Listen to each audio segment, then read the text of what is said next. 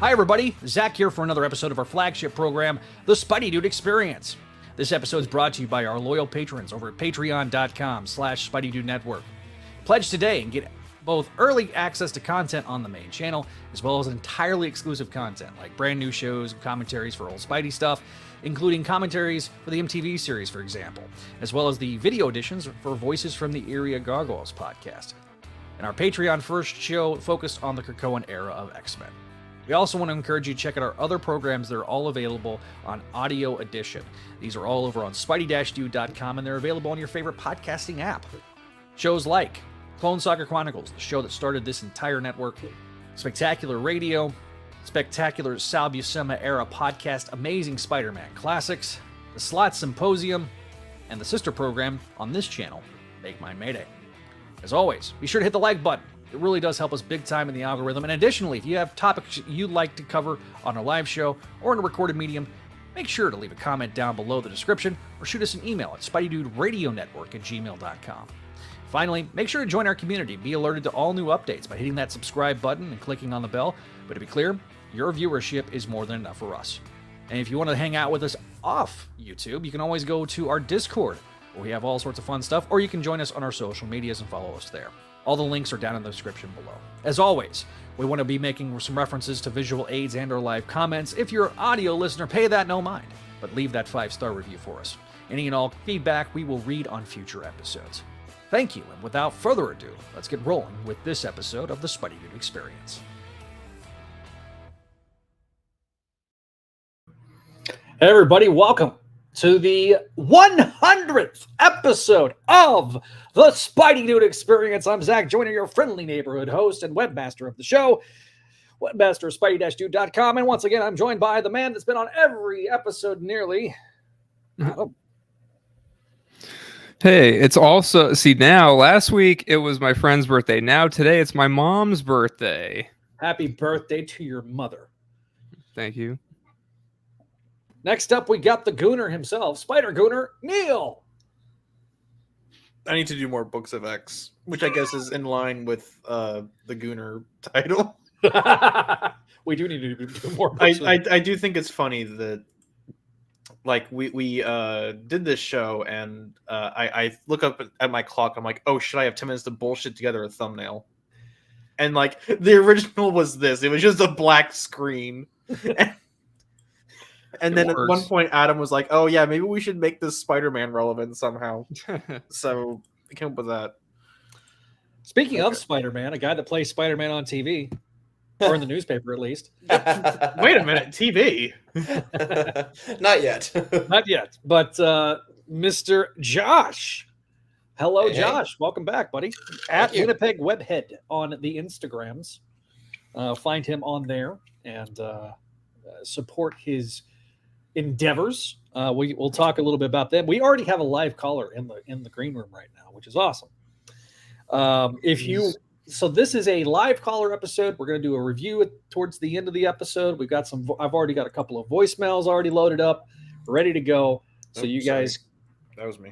so you guys want to leave a voicemail, you can leave a voicemail on the voicemail line. You can call in, and you can with the same voicemail number, which is 818-925-6631. I will put it up on the screen right here. That is the voicemail line if you want to call in and be a part of it. If you don't want to be on camera. If you want to be on camera, you can also, I have put the link in the comments section down below. Hello to Sarah. Hi, Sarah. If you want to call in, you can also do that as well. It's her. It's our oomph. It's our good friend, Sarah, with the Scarlet Spider icon. Costume. Yeah, which is awesome. Icon is a costume. It's costume. Well, it's the picture on in the thing. She's got the costume anyway. So, so we'll be taking some live callers here for the first half hour, and then we will move forward. So if you want to be on the show, I have included the link in the description. Oh, that's Sarah in the picture, which makes it even better. That's what I was trying to tell you. I'm a dumbass. So here we are. It is the 100th episode. I am so excited to be here. The fact that we got here. I did not expect to get here as fast as we did. Why are you solo? You can see the pit in my eyes. Oh, Just when I thought I was out for Amazing Spider-Man, they bring me back in because of goddamn legacy numbering. All right. All right. So first up, we're gonna bring in Ryan because I think he's got a meeting that he's got to get to. So hello, Ryan. Hey. You're muted. You are muted. We can't hear you. Still can't. I can see your lips moving, but I can't hear you. This is great. So This is what the Spidey Dude experience is all about. Those technical difficulties. Listen. Technical. This difficulties. is the Spidey Dude experience. And it cuts out. It cuts out like midway. It cuts out midway through experience. Oh, Doug. I don't think he can hear us. Can you? Oh, Oh, he he can hear us. Okay. Yeah. He's Okay, shaking his head. because we can't hear you. We can't and that's hear really you at fun, all. and that's really funny for some reason. Like we can see you talking, but we got the pupper. Hello, pupper. I see the pupper. I'm gonna blow. I'm gonna give him solo layout. Oh, there's the. He's looking at you like, what are we doing? Willow. Is the dog's name Willow? I forgot. Doug. Okay. Willow. Yes. Okay. Willow is So the dog. okay. So Ryan, the only way you can communicate is through nods and shaking your head. So it's like the beep chair from Star Trek. Trades. Thank you, Sarah. It is such a crazy time for us because the timing really couldn't have been better. Because the end of an era, but it's just the same era going into the next era.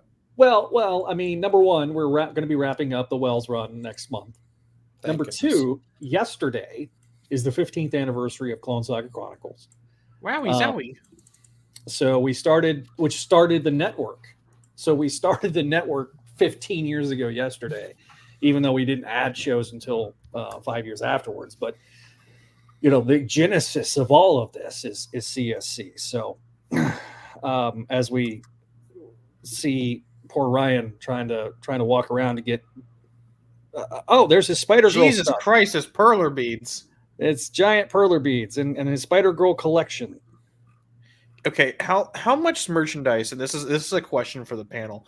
How much merchandise do you need to have for something to be a shrine?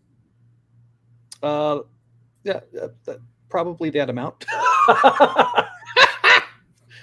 that I would say that. I do like the is that like a like a legal sized drawer of comics like that? Is that I should get one of those. I just have 4 long boxes stacked on top of each other. Yeah, I've thought about doing that same exact thing. So I remember when I was helping you move, Zach, like one of your long boxes like collapsed in on itself, and I was like, Jesus Christ. Yeah, it got wet in the move down. So, man, we still can't hear you, buddy. He's just showing off his stuff. So. Wait, did you remove him on purpose? No, I didn't mean to remove him on purpose. I meant to undo the I solo didn't layout. mean to remove him on purpose. I meant to remove him accidentally. No, I meant to go from solo to the back with the group. So he's showing us his perler beads. For those that are listening to the audio edition, I'm having to describe because unfortunately his audio is not working. He's using his phone, which our mutual friend Brad Douglas would be triggered by the fact that it is. Put your phone on horizontal, man. It's horizontal. Respect the art form. There we go. There we go. Respect the art form. Respect the art form. Listen, man. Listen. Well, especially with the new iPhones, I did. Listen, Zach. I went to college for 4 years to get a comms degree. This is like the one thing I do that's actually in my job, in my degree field. Don't take this away from me. Wait, what degree do you have? Communications. He's in. Oh. Yeah. So, yeah, he's got the Yo, the boob sock statue. Let's go. boob sock statue. Oh gosh. There's the Earth X Spider Girl. So yeah, you got to hang those up, buddy. He's got the first appearances. Nailed them to the wall. That's what I've done. Increase the resale value of the house. Those that are watching. Well, I can't. Oh God. What are you doing, Zach? I was trying to zoom in on the ones I have on my wall. Sarah, what do you call those bead thingies? Well, I mean the perler beads, but I'm assuming you're talking about like the actual like figures. I just call them I guess it was Pixel art. Pixel art, yeah, like Pokemon. Yeah. The superior Pokemon iteration was pixel art. Hi, Evan Star. It's good to see you. Yo. Holy shit! That one's slick. I love that one. Thunderstrike, I think. Thunderstrike. I I like that one. Nice. Amazing Fantasy 15. I have a couple. There's a balloon. Yeah. I don't know why the balloon's the most interesting thing on there for me. Oh, is that your son? Oh, yep. Tom DeFalco. Yep. Son drew that. So I love this game of like visual telephone we're playing. we're trying to figure out what he's trying to tell us. Yeah. Or no, yeah. it's charades. That's It's it. yeah. It's virtual charades right now. Visual telephone. Oh, Make Mine Mayday, the T-shirt. That's cool. Make mine. Oh wait, it was Make Mine. I didn't realize it was Make Mine. I just thought it said Make Mine. No, yeah. Ryan, the walking teacher. So Ryan, we'll let you come. Oh my god, he's running! Holy shit! Look at him go. He's got a meeting, so he's gonna have to dip out, I think, here in a second. So, Time to nice go. clock. all right, buddy. We'll All see right, you. bye. Bye-bye. Oh, I thought he was wearing. Okay, I thought he was wearing a robe, like the one from Angel 1 from Star Trek: The Next Generation that Riker wears. Yeah. So if you want to call in, and hopefully your audio works this time, That was great. I'm going to leave the link in the description in the comments section down below. Come on. It was more fun than ASM. I mean, playing charades like that was. Now, somebody that was going to call in, I do want to acknowledge this. Somebody that was going to call in, but is in North Carolina and is in South Carolina, that was in the zone that was affected by the hurricane, is Walter. So Walter sends his regards. He did leave a voicemail. I just realized there was a distinct lack of someone getting pissy at us for being late. So that explains it. Yes. Yeah. So, and I mean, he says he's okay. He just doesn't have any power right now. He was hoping to have power back today, but in fact, and he says this in his voicemail, He does not.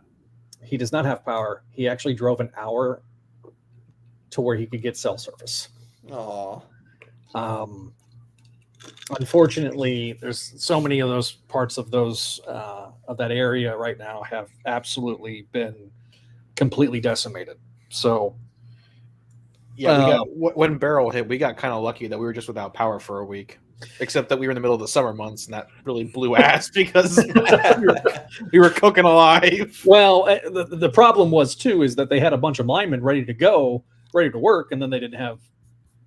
Then they were sitting there twiddling their thumbs for 3 days. Well, and one of the reasons I was so cranky after work today was because the AC at work blew out. Like we had the power went out for like a solid 20 minutes, and then the AC didn't come back on with the rest of it. So we have like little fans running, but that's like nothing for our warehouse. In a warehouse in Houston, that's like the seventh circle of hell. It's like Satan's armpit. Well, it's the seventh circle first layer, because you're forgetting, Zach, there are 3 layers in the seventh circle. That's true. Because I read things in college, and I need to because you read the Divine Comedy of Dante. Well, I read that in high school, but we talked about the metaphors and the themes of the 9 circles. So I have to flex that knowledge somewhere, and this is the only place I've been able to do it since college. Why am I wagging my finger like I'm going to beat the shit out of you after lecturing you? See, I sit there and I flex my muscles, and then we have the Mr. Workout over here to be like, yeah, I am here to flex my muscles. I'm going to sit there and I'm going to be like Mr. Universe. All right. So if you guys want to call in, I just left the link in the description. Oh, we got Venk-Man. Oh, shit. What's up, Venk-Man? Oh, Hey. Oh. Hey, We can hear you. Can you hear us? Cool. Okay, we might have a problem. I can hear you. Oh, shit. Okay, What? hang on. Oh, what? Yeah. Can you not hear me? We can hear you, but there might be like a 5-second delay. There is a Uh-oh. delay. You sound like What are you, drowning? Why is the Right air made now? of water? Oh, Yeah, I can hear you now. oh, I can hear you. okay. Is it clear? I can. Yeah, it's we can see you. You're we can hear better. you. You're progressively improving the longer you're on the air. The hamster wheel is Okay. starting to spin a little bit harder. He's getting his groove in. So, Who's running on it? Okay. so welcome to the show, Venk-Man. What you got for the crew, Thank guys? you. That's great. Yeah. Poor you're the internets are not are disagreeing with you tonight. The internet see what has happened is that my infamous tech issues that I have had for 20 years has now infected everybody that's trying to call into the show. And It's I infected my sincerely iPhone. apologize. It's infected my iPhone, asshole. Nothing loads anymore. I'm blaming you now. Yeah, my text wiggle too. Yeah, yeah. Weird. Thanks, iOS. Uh, iOS 18 giving you wiggly text messages since September 2024. The half-baked update that's the rest of the update's not going to come out until this month.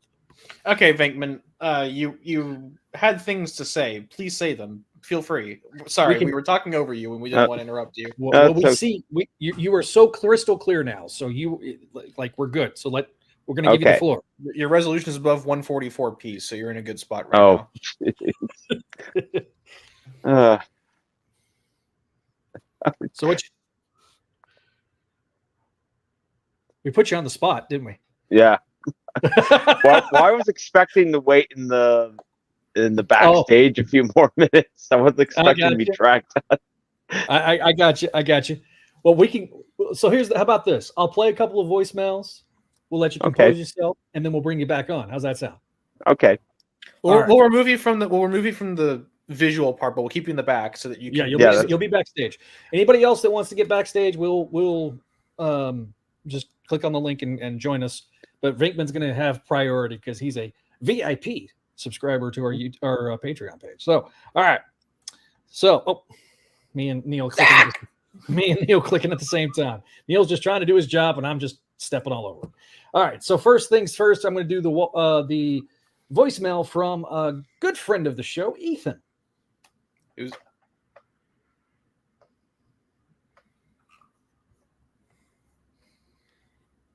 This is great. Oh, is it not playing? Oh, damn it! All right. The tech issues persist. Nevertheless, the tech persisted. Okay. Do you guys hear it? Nope. Okay. I'm just going to play it here then. Where were you not playing it here? Where were you playing it?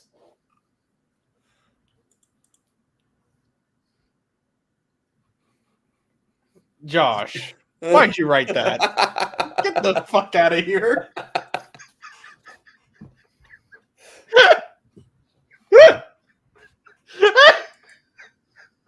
Jesus Christ. Can y'all hear that? No. Well, if you're talking with the deafening sound of silence, then yeah, I can hear that. But okay, all right. Let me press the button, and let me press the button here.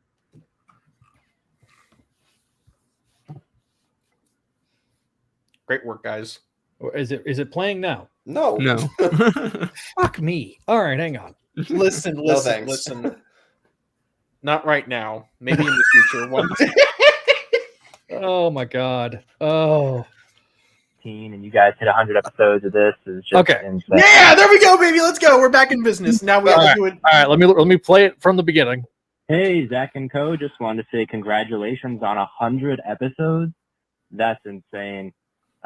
It's been great listening to you guys and everything over the past however long, and happy 15 years to Clone Saga Chronicles as well. That show means a whole lot to me personally. So the fact that that's 15 and you guys hit 100 episodes of this is just insane. So congratulations to all you guys. It's been a pleasure to listen, and really, really appreciate it, and can't wait to see more. Have a good one. This is Ethan, by the way. So now Ethan is a guy that follows me on Twitter. He's a huge Clone Saga supporter. He's actually doing like a daily Clone Saga update thing that he's doing on Twitter right now, and it's really, really cool. He's about to actually launch his own podcast. I think he was in the comments section earlier. This is Ethan. So thank you guys, man. They're actually going to do the Forgotten Era. They're going to do a show that picks up from the end of the Clone Saga all the way up until slightly into the reboot, which was an idea that I had. Obviously, I talked about it on the show, but I just haven't had the time to do it. So these guys, without even like us even talking, literally just announced this a couple weeks ago. Him and I think his friend Matt, who's also a listener on the show. So that was really cool. So good to see, guys doing more podcasts. Anytime we have people that are willing to do their own stuff, I'm going to be out there being one of your biggest cheerleaders, because I know it's not easy to be able to do this. Obviously, when you have technical problems like StreamYard deciding randomly to go from my MacBook microphone to my actual microphone. Thanks. Oh, by the way, Venkman, whenever you're ready, just signal us. So they're apparently hoping to start recording Friday. It's gonna be a great time. Thanks for all you guys and being the inspiration. So there you go. I don't want to be someone's inspiration. Neil, you realize you've done this long enough that people are like growing up with you. Oh, Jesus Christ. That's true. No, I know people who take my opinions seriously. That's not a good thing. Well, that's why we're here to slap you down. Woo! Let's go, baby. What did I just say? Time to get my ego slapped. God, if you could see the private chat right now. Venk-Man, welcome back. Hey. So you have been our biggest supporter since this iteration of the Spidey Radio Network, which started 4 years ago last month. And I just want to acknowledge and say thank you. Oh, thank you. For the passion. Every time we do a show, you share our stuff. You're always trying to help us grow, and everything you do every month is really, really appreciated. And I truly do appreciate it. Thank you. So, what you want to talk about? To quote Cody Rhodes, that nobody. Hello, Venkman. I'm listening. That's from Frasier. Well, I guess since it's the 15th anniversary of the website, I was wondering, like, and this can go to everyone, like, what are some of your favorite what's everyone's favorite memories of being involved with the Spidey Dude Network in general? It could be any show, could be show that you were on, could have been like a past show. That's a good question. I'll kind of start and let the guys go around the horn. For me, CSC is always going to be special, even though like it's so like I've listened to it in the last few years. I did a re-listen, and there's moments where I'm like, ugh. Like listening to it through adult ears. Sometimes I'm like, oh boy, some of the stuff that comes out was no bueno. And it's just because times have changed. Things have changed over the years, and times have changed, and we've evolved and we've grown up a little bit. Nothing like cancelable, but it's just like, I could have probably said this a different way. A lot of times the outtakes were the funniest stuff, the stuff that didn't always make it to into the show. I mean, there was the time that I cut my foot open. Yep. And I was bleeding, and then I just randomly left because I was trying to bandage my foot up. There was honestly the live caller the first time we did live callers, we were like, this is going to be a disaster, and we ended up having plenty of people show up, which was so pleasantly surprising. Hearing the different feedback, I think was always a lot of fun. I can tell you now, there was even guys that didn't like stuff that we did on the show, and we would get feedback. And now I kind of look at that, and back then when I was, still mushy brained, and didn't know any better, I would get defensive because like it's my baby, right? But now I'm like, oh, that means we're doing something right. If we have haters, that means that we have listeners, because there are people that are going to listen to the show. There are going to be people that listen to the show because they love it. So, and I think, spec radio is such a special thing for me, because that's when we got to interact with so many great people like Josh Keaton and Vanessa Marshall and obviously Greg Wiseman. I mean, Greg Wiseman's such a wonderful guy and such a big part of this network that if you had told me 15 years ago that the guy that created Gargoyles, and I say created, because I mean he was really mostly the creator of that show. If you had told me that would have been something that we would be associated with, I would probably laugh at you 15 years ago. So, and then, just being able to add all the stuff we've added, stuff like Sal Buscema and Amazing Spider-Man Classics and stuff like that too has been really great. But I'm going to turn it over to Spider Gooner. You got any memories that pop out there, buddy? Oh, sorry, I was vibing. So some of my favorites, like Zach said, are the interviews we got to do. If you had told me, like, when I was going to college, hey, you're going to interview like some of the greatest Spider-Man content creators ever in existence, I would have laughed at you. Like Zach said, it's kind of hard to like position yourself or to imagine yourself doing something that's actually kind of neat, especially when you put yourself down for a while. But that kind of stuff, and I guess like on the technical level, the breadth of content we've been able to create. Aside from the interviews, we've done all this stuff like the tier list, the tier list, the commentary, even the stuff talking about X-Men. Even like a couple of years ago, like before I left college, that was kind of out of our range of motion as far as what kind of content we could make. And now we've expanded the network to such a point where we can realistically talk about anything we want to. And I think on a technical level, the amount of editing we've been able to put into it and the graphical fidelity that we've added to the network, leaps and bounds. I think being part of the design team, or not part of, I am the design team. So that's a circle jerk myself, but being able to revitalize the imagery of the Spidey Dude Network has been a really fun commitment. It's basically built up like a decent like 2/3 of my graphic design portfolio. So in some ways, that's probably the best thing about being here.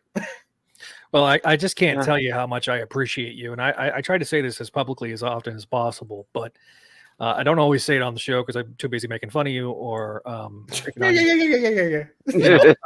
but visually, I mean, like for example, I mean, just to throw this up here, the ability to translate the wonderful in 11 by 17, and make this into something that's just so visually distinctive and appealing, but also extremely familiar.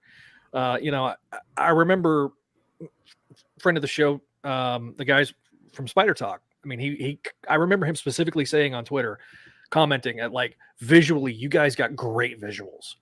And guess what? And just as a little teaser, we've been talking about a bit behind the scenes. Something really cool is happening for the next season. I don't think it's coming for the Kelly season because that's kind of a stopgap season, but for the next big one, you're going to see something really cool. And Josh knows what I'm talking about because he and I have done something similar with his personal stuff. Yeah. And if you've seen it, you'll know where we're going with this. But being able to unlock the secrets of graphic design in Adobe Illustrator has been instrumental and will continue to be instrumental, especially going forward into this next year. Yeah, it's going to be really exciting to see where we are in a year from now, and I think that's something. And it's not. Look, and we're not trying to sit there but I mean, this is our 100th episode. Why not? A little bit. We're allowed to. We're allowed to pat ourselves on the back a little. Yeah. Adam, you've been on damn near every episode. Yeah. Your thoughts? Yeah. Sounds so enthused about it too. Really, really just, I mean, starting the show and meeting everyone, I'd say that's the highlight. This year, the J.M. DeMatteis interview was really great. Mhm. I think that went really well. I mean, The Weissman interview. I mean, the clip of that episode from that episode is just, it still has legs. I'm very happy with that too. Like, I can't tell you guys in terms of subscribers how many. I mean, I could probably go in the studio and tell you. We could But, like, quantify. I can go and look at the chart. I have. Yeah, the I mean, chart. but like that changed everything Everything. for us this year. I mean, we went from a few hundred to we've more than doubled in a year what we did. And in terms of content, you talk about content for a second. There's only been like 5 weeks this year where we've not done a live stream. That's insane. Because when we started this, well, when we started the network, like when we did the first CSC, like the goal was to be bi-weekly. And then that kind of became the stated goal for this show. And because of the great content that Marvel is putting out, and I want to give them credit, things like Ultimate has been really great. I've liked Spectacular Spider-Man, but I am clearly biased, and I know that. The Shadow of the Green Goblet, things like that. I'm looking forward to whenever Chasm, the Curse of Cain comes out. I'll review it. Came out. Well, no, the whole thing, all 4 issues. Oh, okay. So we'll do probably an episode where it's gonna be everything in there. Chasm Dude can come back. Hell yeah! I get to drag that piece of shit out of storage. Never going away. Chasm Dude Experience. But yeah, I mean, overall, I would just say like the main highlight is the show itself and meeting everyone and just, doing it. It's been fun. Josh? Tough, but fun. Sorry? Yeah. You enjoy things. What did you enjoy? I do enjoy things. Honestly, it's the connections I made throughout all of this here. Just looking back of at my middle school self that's just likes Spider-Man and not really having anyone to talk about it with, and now I get to meet with you guys every so often and discuss Spider-Man comics or movies or stuff like that, and building these connections here. It's cool that I have friends across the world that all love Spider-Man and we can talk about it. And it's cool now for my business. I get to say like, let me send it to my graphics guy in Texas and he'll whip something up for me or whatever. Cool. And being able to talk about the podcasts I've been on at the Spider-Man conference and stuff like that. It's really cool being able to build these relationships with people. Venk-Man. I guess to tease something going forward, Josh and I and Zach kind of have recorded the Spider-Man 2 tier list. It's at the bottom of my very long queue right now, but it is 3 hours long. It's 3 hours. I got to tour. chop down into like an hour and a half, but it is in the pipeline, and I don't know when it's coming out. Hopefully before the end of the year, but it is in the pipeline. Like, because I was in the. They were just going to do it, and I literally did a share play of Spider-Man 2 so I could look at all the costumes through my PS4 from somebody else's PS5. I did that for you people. Venkman, what are your some favorite memories? I'm going to grab a drink. I'll be right back. Well, Yeah, he's not even going to listen to them. He's going away while you're telling us. Man, well, this is our host, he's- everybody. yeah. The fearless host. Founder of the network. Yeah. Gone. All right. Anyways, Venkman. Sorry, I didn't mean to interrupt you. While we're waiting, so Neil, Transformers. Yeah, it's a good year for the franchise. Aside from the fact that like a really good movie is bombing, unfortunately. Do what? I've heard Transformers 1 is really good, and it's unfortunately bombing because the marketing was dog shit. And I'm mad. So what did I miss? Okay. You missed me having a haha at your expense. Oh, why? Why? Because it's like, oh, hey Venkman, tell me your favorite memory. I'm gonna walk away while you tell it to me, though. You got a beer too. I'm going out for beer. I'll be back. I want to hear everything. Okay. Just a quick hit out of the way. I mean, this is sort of tooting my own horn, but like a really funny moment was I think earlier this year. I had said something in the chat that just I think I nearly killed Neil with laughter. I think you all remember the Rec Rap hit the Pentagon. Oh. Oh, that was one of the that was amazing. Well, that was the issues right before Gang War, right? Yeah. Yeah. Because we had It made just- the 7-Eleven Slurpee jokes that are highly unfortunate. The rec rap jokes will continue until morale improves. Oh, And I'm changing the thumbnail. I'm changing the thumbnail while we're on the air, just so you know. The pinnacle of professionalism and efficiency. cheers. Listen, I have not drank a Yeah. beer on a live stream in 7 years. So I thought tonight I'll have a beer. Wow. Drink responsibly, kids. So, yeah. What else you got, Venkman?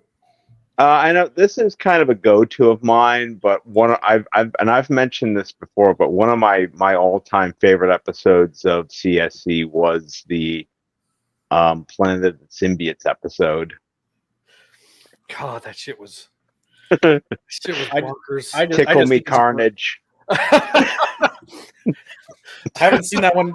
Zach, how much do you commentate on Ben and Venom kicking back with a cold one while watching? We had like a whole 20-minute diatribe of that. but what kind of broke everybody on the panel was the covered issue 5 has like a 50-foot Carnage, but it looks suspiciously like what if Carnage and Elmo had a bastardized baby, and then I went into the Elmo impression and was like talking about how Elmo became a homicidal maniac, which, having seen people on TikTok like do jokes with using the Elmo voice, I think you can say the most offensive thing in the world as Elmo and it will always be funny.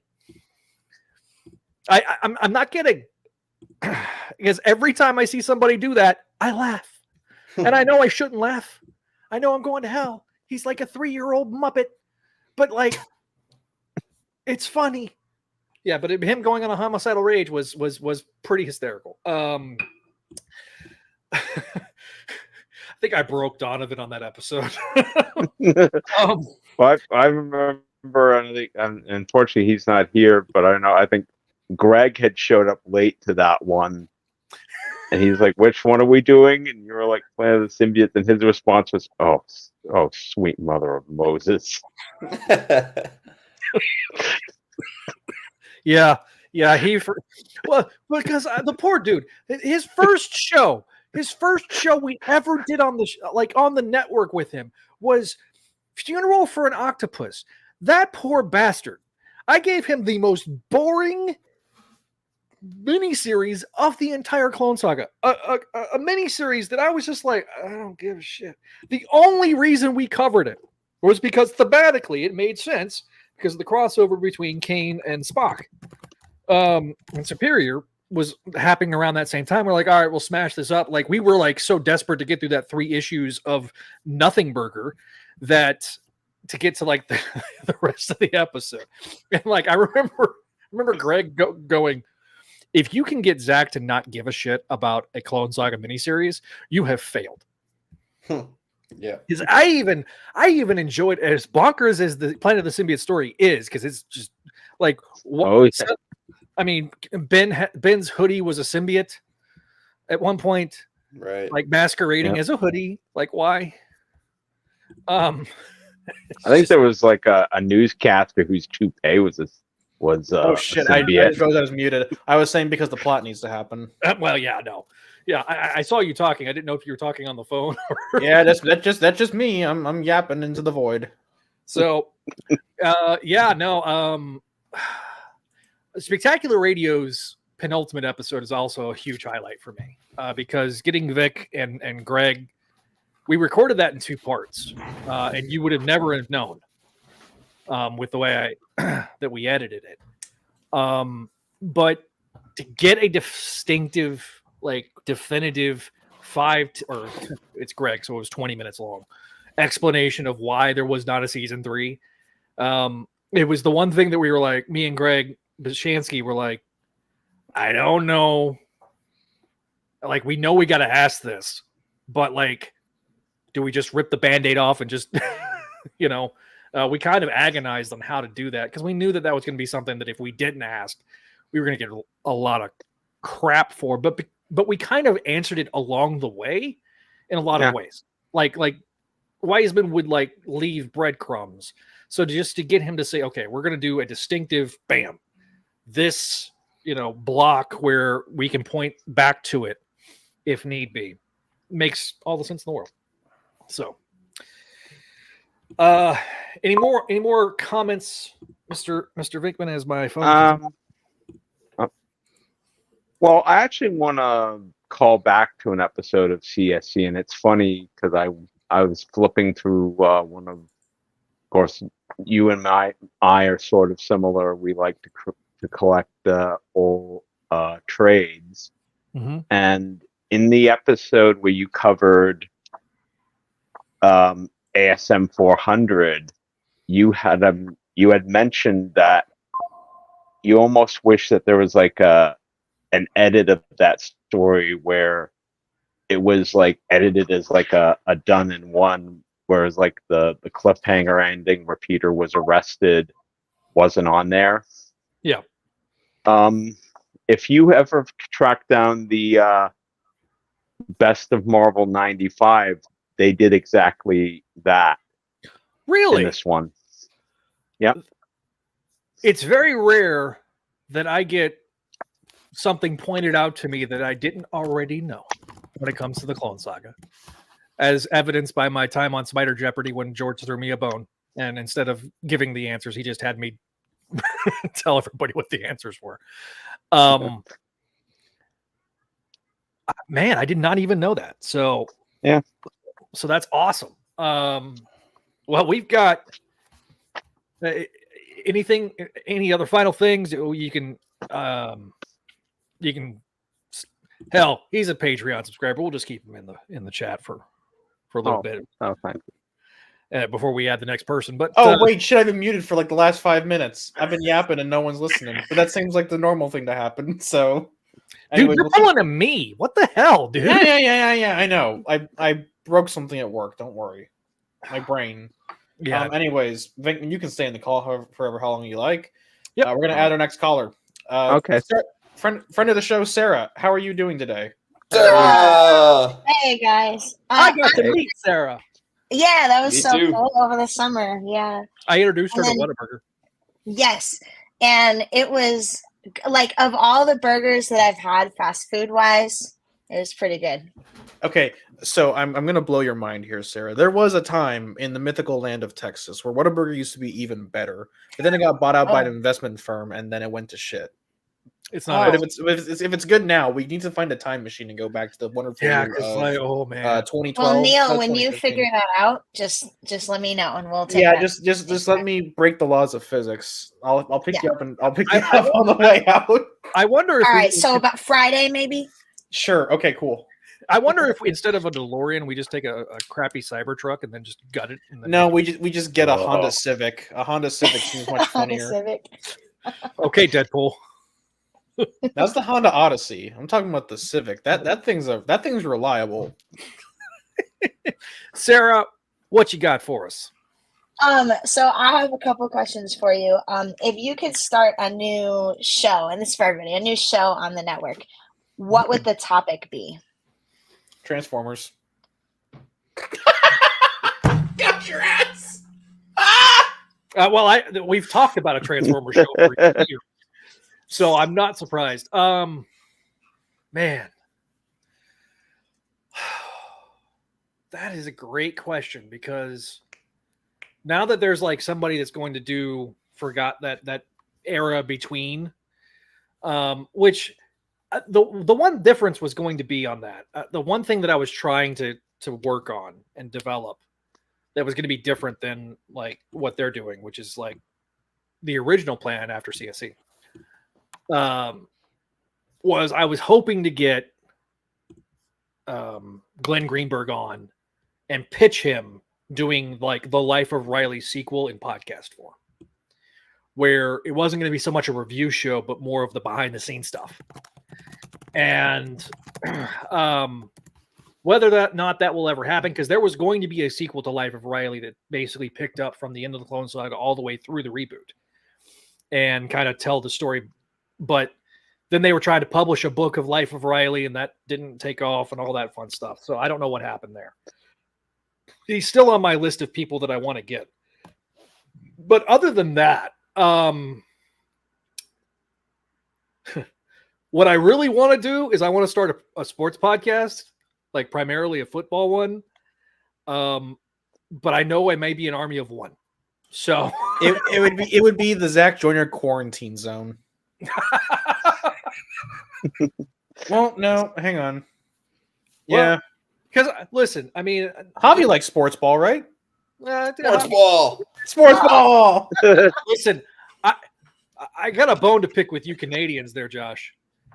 Because they play hockey. What's your problem with that? No, I'm not talking about hockey. I'm talking about their weird ass version of football that you can win a game by missing a field goal. I saw that happen, and I was like, why are they celebrating? They just missed the field goal. And they're like, they won the game. They got a point. And I was like, wait, what? Did you not do a Google search? I could, but it just broke my brain. You didn't, you lazy ass. No, like they explained it in the tweet, and it still broke my brain. I just could not wrap my head around it. It was so bonkers. Well, that means I can get picker. Let's go. Canadian football field goal. Oh, I thought you just meant because we have like different feet in the. Well, the fields are different. It's similar, but yet very different. Like y'all got y'all's own fucking rules. So wait, hang on. I've never watched Canadian football. Do you use meters instead of feet? No, it's still yards. I think it's still yards. Or sorry, wait, hang on. A meter is metric, right? Yes, yeah. Meter is metric. Okay, we still use imperial. For that one thing. Yes. Really?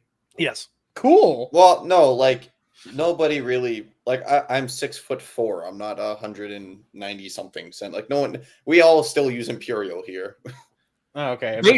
Basically, everybody else that was a part of the British Empire just uses both, except for the United States. Yeah. because we are a culture. Yeah. No, you guys are a-holes. That last part's true. Listen, we didn't commit the war crimes, but only for me specifically. What the fuck? Like that's true. Like he's not wrong. Geneva Conventions because of the Canadians. Okay. Yeah, we ignore them. Listen, we didn't have. God. Anyway, Sarah, what else is on your mind? Oh, do we still want to go around the horn on that last one for other series? Adam, you have dreams and aspirations. What are they? Do I? Honest, I mean, I think I don't know. I'm content with what we're doing right now. If there's like, because we're doing a lot of stuff. If books get canceled and we're not doing as many episodes a month, I think that would be like right now. It just seems like, oh my god, we got so like. I'm trying to figure out how we're gonna do before the new movie comes out. I want to do 2 commentaries on Venom, and I'm trying to figure out how we're gonna do it. I mean, you could watch the movie. Oh, you poor soul. I still haven't seen number 2, so it would be literally me renting it.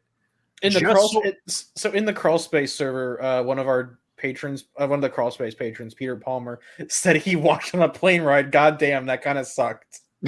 Yeah, which I feel like is the most succinct way of putting it. I've seen the first one. I still haven't seen Woody Harrelson as Carnage, other than the last teaser. 10 seconds. The last 10 seconds of the first movie. the wig with the comic accurate wig. I mean, come on, the carrot top wig. Like that was like, I wish they would have kept that wig for the main movie, because I was like, damn, that looks like an Eric Larson drawing come to life. Woody Harrelson would not have been my first pick though. But Josh, your dreams and aspirations. Because I'm making this sound like a fucking Kingdom Hearts episode. I don't know. Oh shit! I didn't realize Sarah had a Kingdom Hearts tattoo. Jesus Yeah, I know. Christ! I can also grab my Keyblade if we need it. Oh shit! All right. Anyways, I don't know. Weird stuff happens in my life all the time, so maybe just recount stories of random stuff. Cosplayer confessions. Yeah, there we go. That's good. I like it. Confessions of a Spidey cosplayer. How Yeah. many middle-aged women hit on you because you're wearing a spandex? Father Way too forbid many. me. Oh. Father forbid me because a cougar hit on me while wearing the Flash costume. Oy. Do 20 Hail Marys and pay like $20 at the church. Oy. Yeah. I didn't do anything wrong, but they told me to do it anyways. They gave me impure thoughts. Oh God. Calm down there, Friar. Wait, what's the friar from Hunchback? Frollo? I don't remember. Lawrence? No, that's from. I almost said Friar Tuck, but What? What's All that? right. I was thinking Robin Hood. Okay. Oh. Anyway, Sarah, what else is on your mind? Okay, second question. Okay. Who is your favorite Spider-Man supporting character and why? Like I'm not talking about like big supporting, like little tiny supporting characters. Who's your favorite one? Like your B or C list supporting character. Yeah, like don't say like Mary Jane or Gwen Stacy, right? Like Right. don't say that. MJ's the easy answer. Right. Yeah, Oh, thank you for giving me thank you for making me think for once. I got one. got you. All right, Zach. Shirley and Devin from the Daily Grind. Ben Riley. Why? Holy shit. I just loved how that dynamic worked. Like she kind of came across as a bit of like a Robbie Robertson, where you kind of wonder if she knows that Ben's Spider-Man, but she don't want to say. She came across as like that wise beyond your years type of character that was missing from the comics at the time, since Peter obviously wasn't at the Bugle anymore, and Ben's off doing his own thing. And I just love that era of like the Daily Grind cast. She really saw the humanity in Ben, and I think that's what really made her draw to me. And then Devin's just a little shit, and kind of provides a bit of that foil. Like that would have, like if Ben had stayed Spider-Man for a longer period of time, like Ben would have been Devin's mentor. Like and so yeah, I always really enjoyed Shirley and Devin and everything like that. And Buzz was just an old curmudgeon-y hippie.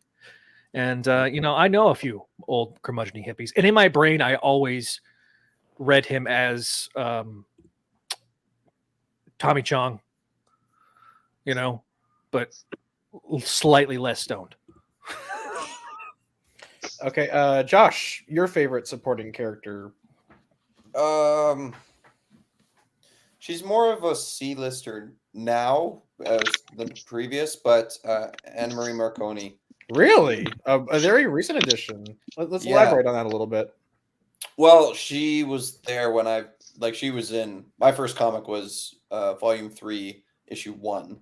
So she was just one of the supporting characters when I started reading. But she was very I think she's one of the only females that Dan Slott wrote well. Not incorrect. And despite your very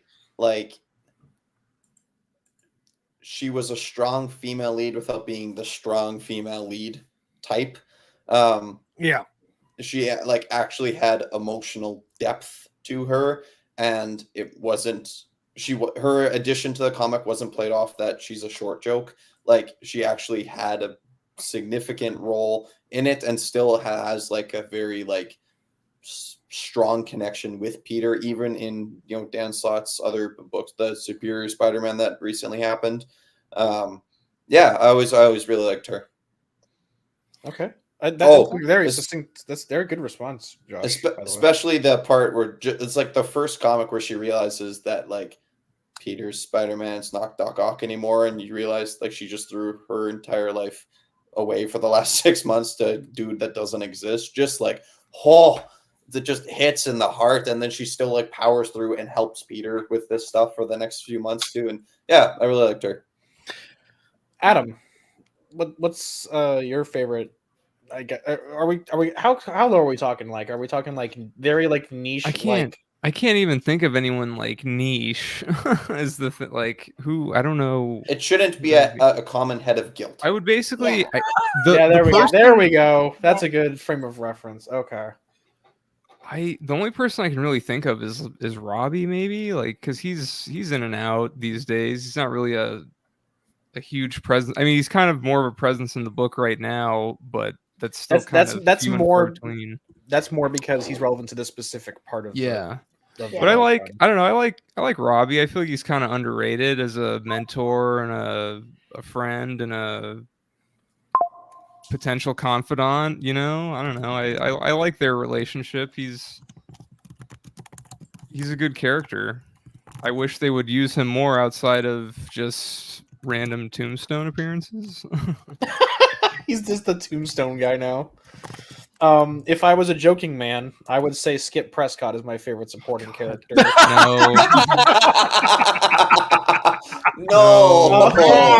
No. I thought you were gonna say Paul. No.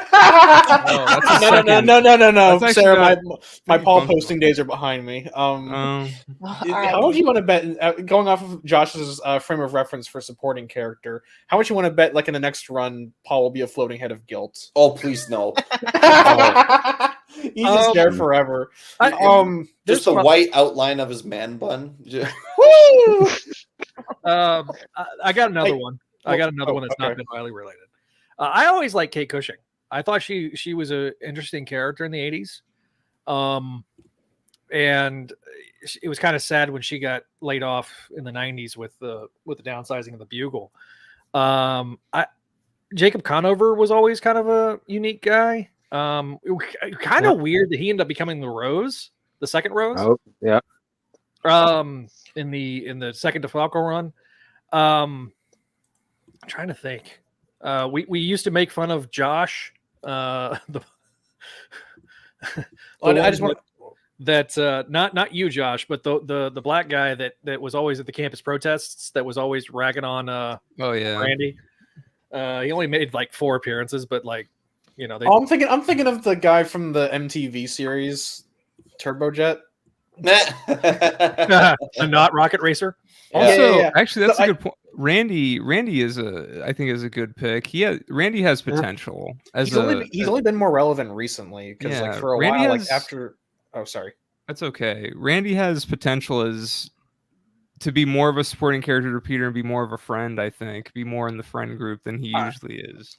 I'll say this: it was one of the better choices that Spencer made, simply because of like I did enjoy like Karen and Randy and like that Paul Jenkins era of Peter Parker where they were like actual supporting characters.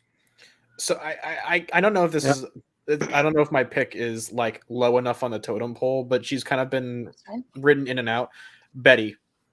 Oh yeah. Mostly because I think like outside of me joking about doing a Wolfman 2.0 if I ever got the book, that she's a good emblem. She's a good representation of Peter being able to move on healthily after a relationship ends, because she and Peter have consistently been shown as like besties ever since they broke up. Sure. Even putting aside where Peter kept her company while Ned was in Paris. And Ned comes in and says, "I told you not to fuck my wife, Parker. I told you not to fuck my wife, Flash. I told you not to fuck my wife, Robbie." I don't know. Betty Brad is a horrible person. Okay, Josh. Not you, Josh. Not you, Josh. Other Josh. Tony. Yeah. But I think, you know, she maintains a relatively consistent presence in the book, not overstaying her. I don't want to say overstaying her welcome as though she's like a negative influence on the book. I mean, she did blow up her boyfriend's apartment. True. But you know, her getting moved into a journalism role, like into an actual journalist and moving away from the secretary bit and being able to be in more stories. She was a huge presence in Remender's Flash Venom run. Yeah. That she's a very versatile character. And I think that speaks volumes as to how well she's worked as a supporting character, even if she's not always there. One last one that I've always liked, especially him and Peter and their relationship, was Ben York. I always liked their dynamic, of the old gumshoe kind of Columbo style grizzled crime writer that's just like, yo, what if Columbo was in the Spider-Man world? Holy shit, that would be awesome. There probably was a crossover in the 80s. So, Spider-Man, my wife's a big fan. Well, you see this giant dead body over here. I'm walking in. Let me tell you. I know I'm from Brooklyn, and I've seen that other Spider-Man running around, but I haven't been able to solve any crimes with him. So my wife, like I say, is a big fan. My wife. Wait, why do I sound like JF? Why do I sound like JFK doing that? My wife. My wife. Jackie Kennedy. Nothing bad ever happens to the Kennedys. Except don't get in the car. That was great. Thank you for that. All right, Sarah, you're more than welcome to stay on as long as you'd like, because you're a $15 patron and also a friend of the show. Oh, do you want to know mine? Yes. Oh, sure. Sorry. Yeah, and Venk-Man probably has a favorite too. Yeah. Yes. Yeah, Venk-Man, do you want to go first? I actually have a couple. I'm actually having a bit of a brain fart on the name, but it was like, if we're thinking like of the, say, outside of the main supporting characters, I'm like I said, I'm blanking on the name right now, but it was like the couple that I'm thinking like late 90s sensational. The couple that, like, the neighbors to the Hope the and Parker Hope, that was one of them. That was the daughter. It was the deaf deaf. girl. Yeah. I can't remember her name. That was a nice addition. If Ethan's still in the chat,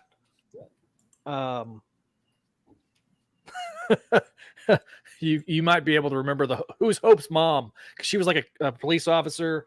Yep. Yeah, I remember. And there was and there was the whole subplot where, like, Peter actually was wondering, like, does Hope actually know that I'm Spider-Man, because of the way she kept looking at him, staring creepily out the window, not realizing that she was deaf. Hi, Christina, by the way. Yeah. She's on the chat. From the show. Let's I was gonna say that there's that, and this is more or less, I'm not sure if I would consider him a favorite, but but over the summer I've been I've unfortunately because of, like, work and stuff in real life, I've fallen behind, but, like, over the summer I've been rereading Roger Stern's ASM run, and one thing that I'm sort of, like, trying to, like, pay attention to is sort of like the character, and this is more or less like sort of maybe a slightly different answer, but one thing that I'm sort of going to be trying to pay attention to, since I'm near the end, about to go into the start of the DeFalco run, is sort of the character of Nathan Lubinsky. And the thing that I find interesting about him is, like, during, like, the Stern run, he's a very like Lubinsky, Nathan in, like, the Stern run versus Nathan in, like, DeFalco and onwards are almost two different characters, because, like, initially he was a lot more upbeat, like, even though, like, he was in a wheelchair, he didn't let that bring him down, but, like, grouchy old man by the end of his life. yeah. Let's go gambling. Dang it. Dang it. If you have a gambling addiction, I suppose that could make anybody old and curmudgeon. But if you've lost millions of dollars in gambling debts, I suppose that could be a thing. Oh, dang it. Oh, dang it. Oh, dang it. Oh, Yeah, but you're that- gonna that judge is, like- me. Sorry, Venk-Man, go ahead. What? No, I was just saying, I was just finishing that. Thought it was just interesting, like that. See, that's almost one of those, like, I know you interviewed him last year on Make My May, but that's one of those questions I wish I could have asked Tom. Like, why did Nathan become a crotchety old SOB when he started out a lot more had much more of a zest for life despite his situation. Sarah, you want to name your favorites, and then we're going to add somebody else in? Yeah, absolutely. You're gonna judge me. But I have 3 favorites, and it's Bambi, Candy, and Randy. Yeah! No Iconic. judgment, not chicks that lived in Peter's That's Chelsea a good one. apartment. Wait, hang on. Like- We'll judge you, but we'll judge you for being based and correct. I just thought they were always like any appearance was just hilarious, and I was down for that. So Didn't one of them reappear in Slots Run as like a little Easter egg? I think so. Yes, I don't remember. It was which like one, during it was during Horizon, and it was I think it was it Bambi? I think it was Bambi, where like apparently she has a kid now, and like well, one of them already had a kid. oh, okay. If I But it's recall, it's like damn, that's a little bit of an out there callback. yeah. Especially because this was like during the slot era, where like things were moving forward. It's like, oh, here's random person from the 80s that we have not seen since Mary Since Jane the and him 80s. moved. Yeah, since Mary Yeah. Jane moved into the Bedford and him moved into the Bedford Towers. oh wait, I was about to say what's your next one, Sarah? And I realized they're all just the same character. yes, those 3, yes. Okay, Sarah, like I said, you're more than welcome to stay as long as you'd like. Adding a new person into the call if we can. Ryan, how's it going? Well, I think you can hear me now. And Sarah, thank you for the concern if I was all right, because see, what people don't know is when I was zooming out of my collection there, I actually knocked over all the lights on my green screen area. Dude, you were booking. Holy shit. Crash. Yeah. I actually had to redo it all and do it when the thing, because in between the getting off with you guys and then the Zoom call I was on, I came back to the basement and fixed everything. I was gonna say, like when you were leaving to go to your meeting, you were fucking booking up the stairs. He was like, it's like watching a kick streamer. He was trying to do the Tom Cruise run. The Zachary Quinto Spock run from Into Darkness. that was what I was probably going a little bit more with. So yeah. Yeah, so, there we go. Yeah. So I what found out was it was on standby status in the meeting I was supposed to. So what happened is my microphone went through that. So henceforth the microphone was muted on the other side of the other app. So that's why I was getting camera only but no voice. So that if I would have shut it down earlier and then went back into that call, I would have been fine. Oh, okay. Well, what you got? Has a doctorate degree in technology, and then once goes, whoops! I crossed the streams there. Anyways, Ryan, what's on your mind?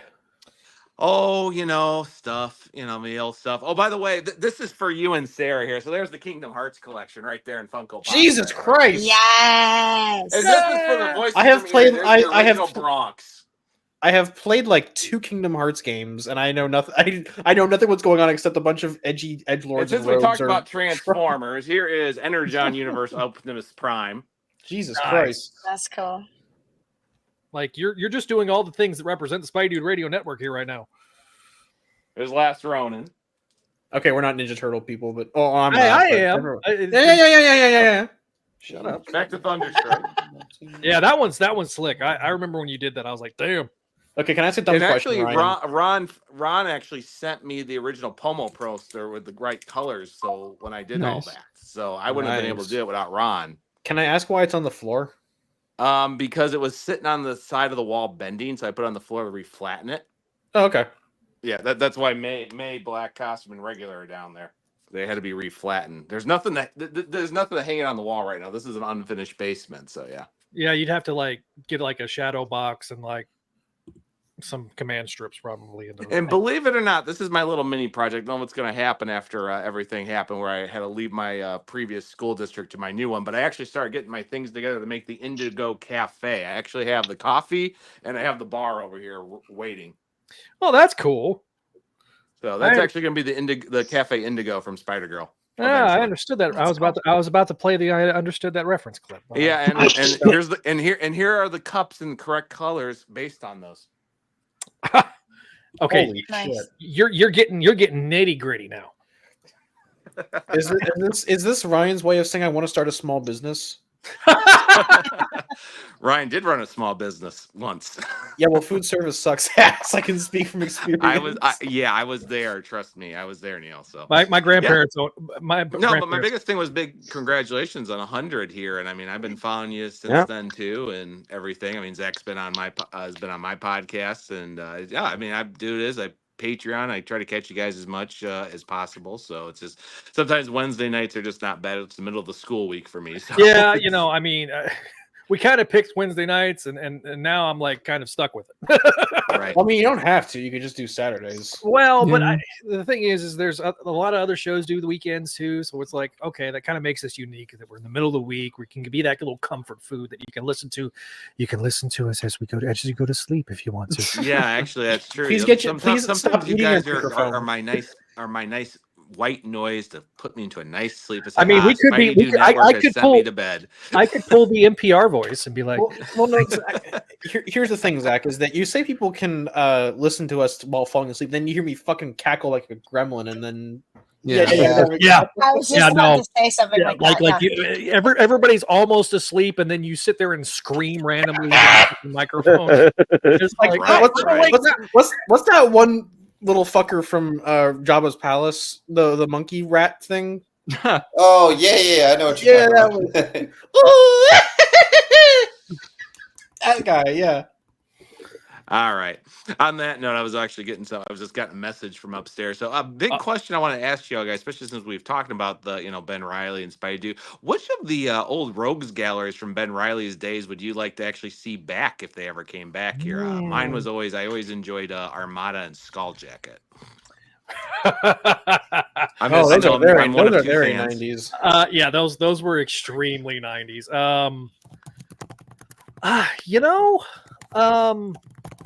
DK was kind of a unique character, even though they kind of did give him like an ending. Let's see what else. I'd like to see Poison again, even though she wasn't technically a Ben Reilly. She only appeared one other time prior to the appearance of Ben Reilly, but I'm so venom pilled that like when you said Poison, I thought of the like weird multiverse Poison from Bun's Venomverse books. No, not that one. The other one that I think I would like Joystick, and we know what happened to El Toro Negro. He ended up getting his head cut off, or his top. But if that hadn't happened, it would have been kind of fun to see him back, aka the Black Bull. But yeah, Joystick would be kind of one that be interesting to see. I don't think she's appeared very much. Carolyn Thunderbolts.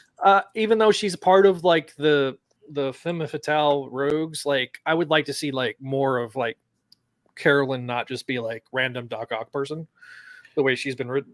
Well, I think one of the things that Spencer's run did was like a really good satire of like corporate brands and corporate brands making the Sinister Syndicate into. Is it just a syndicate now?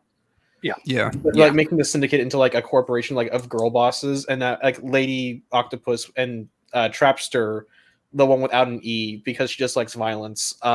Like they foiled well against that, and now they've kind of like even during Spencer's run, they kind of fused into like a single group unit, and now none of them have any character to them anymore. They're just there to be like in fight scenes.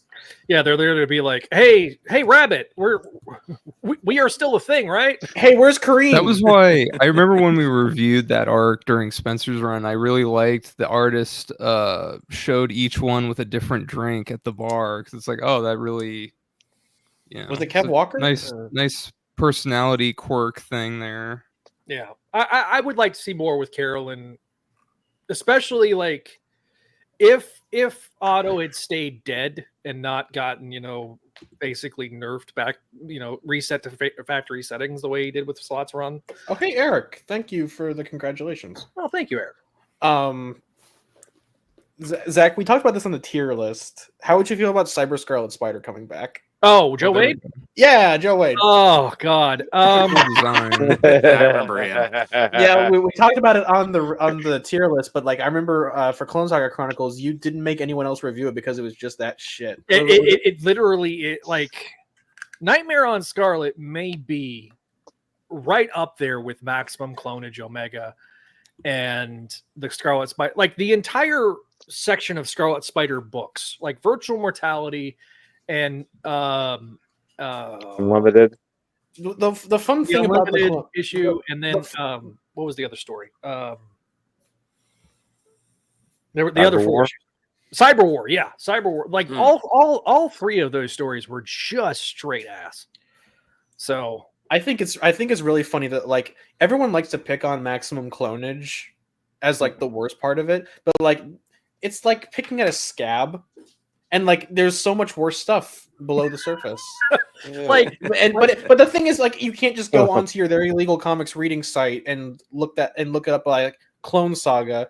You have to like look up Nightmare on Scarlet or like the Ben Reilly Scarlet Spider miniseries, and no one wants to do that research because it's just easier to have a haha at Maximum Clonage. I would argue that the 4 months between Maximum Clonage and the Return of Spider-Man, which is when Ben Reilly became Spider-Man officially, those are like the absolute worst 4 months of comic publishing, maybe of all time.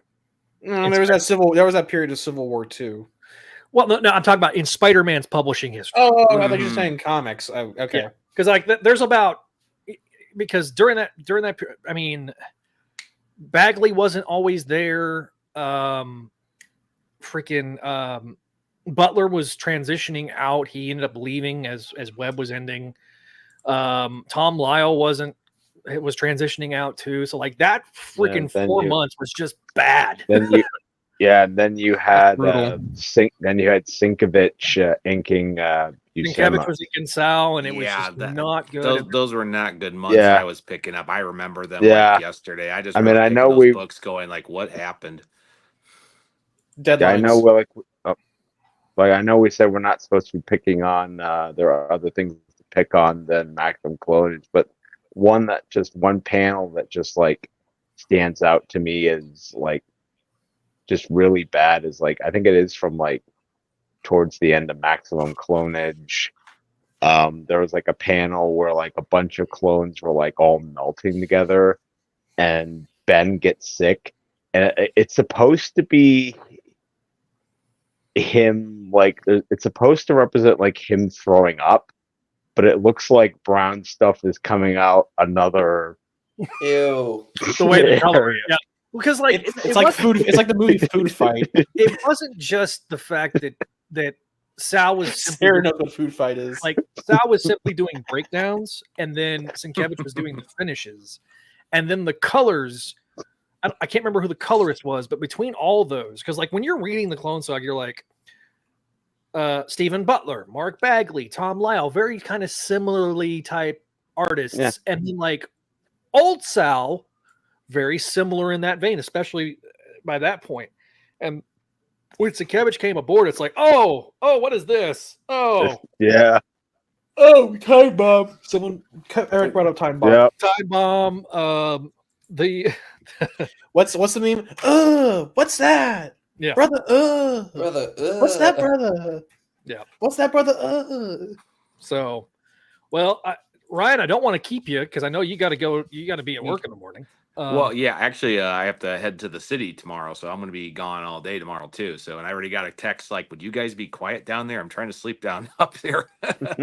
So, I need you to go fuck up. I'm trying to sleep. But just so you guys know, especially for a thing, I am only 5 characters away from having all MC2 left. I just have to finish 2 supporting cast members in J2, and then just finish Wild Thing. I'm done. Oh yeah, they're done. I'm shooting for November. I really am shooting for November. So I'm going to hopefully get them. Well, thank you for being such a loyal supporter. You're trying to be on all the streams that we do, and we really do appreciate you. And I know It was a little of a struggle tonight because of technical issues, but I do appreciate you being such a big supporter of us and your continued support. So I really do appreciate you, man. You're welcome. Thank you guys. All of you do a great job and everything. It always cracks me up even when I'm having a bad day. Like I'm just gonna listen to Spidey Dude. I'll laugh and everything. So Usually, right, usually, Neil will start yelling some random obscenities that, like a kid with Tourette's. Okay. don't worry. I'm Kid, reading I'm Venom 20. more.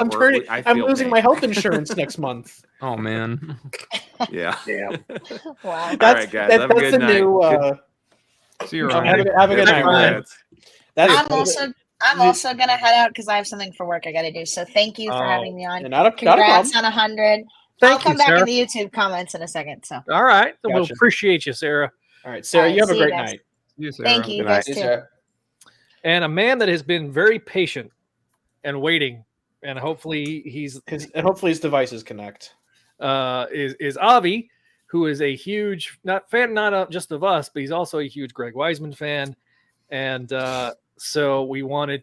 He's been patiently waiting, and Neil was like, "I don't know if we're gonna have that many live callers," Shut the fuck and up. I was like, "We'll be fine. We can get an hour in, and we're almost 90 minutes in." So, ha! Avi, if you are ready, just give us a wave. While we're waiting on that, I will play Walter's voicemail. Hang on. Wait. Yeah. He really did want to hear Walter's voicemail. What's up, Avi? What's going on? My device isn't connecting my my headphones, so if there's any echo, just let me know. I'm You actually sound pretty good, all things considered. Okay, cool. Yeah, I'm a little under the weather. I'm actually a little sick, but I wanted to make sure to. Sorry to hear that, man. Nah, no problem. But no, I love the love the Spidey Dude Radio Network. I think the first stuff I listened to was a little bit of Clone Saga Chronicles, but then when Zach, when you started doing Spectacular Radio with Greg, and that's around when the Blu-ray came out. That's when I started kind of listening more. And I haven't read every comic book, but I've read a lot of the big ones. A good amount of Lee Ditko, Lee Romita. The Essentials. Like I grew up with just reading a lot of the Essentials, like Black and Whites. Death of Gwen Stacy, Craven's Last Hunt, all that stuff. I wrote my whole college essay about how Spider-Man made me a better person. So like that, Nice. and like got it. I mean, I got into all those colleges, however many years ago that was. So it was good enough. But no, just like being on, like listening to your stuff and interacting with you guys. It's the limited interactions is just it's awesome, and it's good to just meet fellow Spider friends. So it's a good thing. But I guess actually another fun thing is I actually saw Across the Spider-Verse the other weekend with live orchestra. Oh, how was that? Nice. Dude, sick. it was so good. Like every Miguel, like anytime a character appeared, like so many people like cheered when Ben Reilly showed up, or at least they clapped. When I was even like, yeah, Ben Reilly. And then when Spectacular showed up, everyone cheered. So like it was pretty cool. But highly recommend it. But I guess the question I wanted to ask you guys was just a basic one. Like, I guess, what would you say, how important has Spider-Man been for you just on a personal level? Because like everyone has a personal connection to that character. Like how has, it's impacted my life and helped me through dark times, just the comics, movies, television shows, video games. I'm just curious how that helped you, I guess. Oh, he's been indispensable to my life. Like Yep. I don't want to say he changed it because that sounds kind of cringe to say. Oh, this character from a funny book changed my life, but right. In some ways he did kind of. I think to most of us he kind of did irreparably. He on a scale that we can't really comprehend, kind of changed the trajectory of our lives. He's the reason we're all here. Yeah, that's what I would say. That says a lot. That says a lot about society. When you think about it, yeah. Well, I can say that I have met scores of I have met so many people because of Spider-Man. Like I've met Neil, I've met George Berryman from the Crawl Space. I met Sara, who was just on. I've met Josh and Don and John Wilson from the Amazing Spider-Man Classics podcast. I met Stella. My old roommate got married because of Spider-Man, because he went on the crawl space, interacted with me. We did CSC together, Gerard, and he moved in with me, and then eventually went and lived on his own, met his wife, and now he's married. I think it's funnier to imagine that, like, he just read Annual 21 and was like, damn, I got to get on some of that wedding action. And then just got married so that he could fulfill Annual 21. I also met Javi as well. So, oh, yeah, I've met that guy. I know him. So it's like I've met all these people because of Spider-Man. That's pretty crazy. I got, Tom DeFalco and JRJR. I got to meet them because of Spider-Man, their work on Spider-Man, Spider-Girl. And so it's like, this is a more recent one. I got to meet Ryan Otley because of Spider-Man. I went to his last convention appearance before his run on with Spencer came out. Yeah. So because he was on ASM. Yeah. So Eddie D'Angelini I met because of San Diego. So I have met people. I have got to interview people because of it. So my dad and I have talked about it, because he always, it's like 15, literally yesterday we were talking about, he goes, you started the show 15 years ago? And I said, yeah, we started doing the podcast 15 years ago. He goes, well, how old's the website again? I said, 26 years. And he's like, so you were 10? I was like, yes, I was 10 years old. I was like, you're getting old, Pops. You're forgetting shit. She started laughing. But I feel like you had to tack on that any laugh because otherwise it would seem really tragic. yeah, we were laughing together. And so it's like, it's been, like you say, it's been such an indelible part of me. And we haven't talked about it enough, but Voices from the Eyrie has been such a huge thing with the network, and the amount of people that we have gotten to know because of that, and Spec Radio too, is so crazy. The fact that a part of this network got to headline a panel that almost 1,000 people showed up to witness a live recording of. That's insane. If you had told me that 5 years ago, I'd have laughed at you. But we did it. This network did it. So I think it's a testament to the passion that we have. And yeah, are we small potatoes at times? Sure. But we have steadily grown. Every year we have increased our subscriber count, our views have gone up consistently over time. And we literally started this network, this version of the network, this YouTube page, from 0 subscribers 4 years ago. And yeah, there are some that, they can get to 1,000 subscribers overnight, and more power to them. But we have steadily grown. The YouTube shorts have been such a huge boon in the last 18 months. Here's the thing: when things are impossible for you, start with the impossible. Yeah. Again, if you had told me 15 years ago when we did the pilot episode of CSC that we'd have the Clone Saga completely collected, not only in trade paperback form, but in omnibus form. Put my pajamas. I want to be comfy. That Scarlet Spider would have appeared in a major motion picture, that the Spectacular Spider-Man would have also appeared on that same major motion picture, that we would have gotten to interact with the executive producer and story editor of the Spectacular Spider-Man animated series, that we would get to interview people like the voice of Spider-Man and Eddie Brock and Mary Jane. I'd have laughed at you. So what Neil said is right. Anything is possible. I have gotten the pleasure of interviewing both the guys that wrote my very first issue of Spider-Man, one of which I've gotten to also interact in person, one-on-one.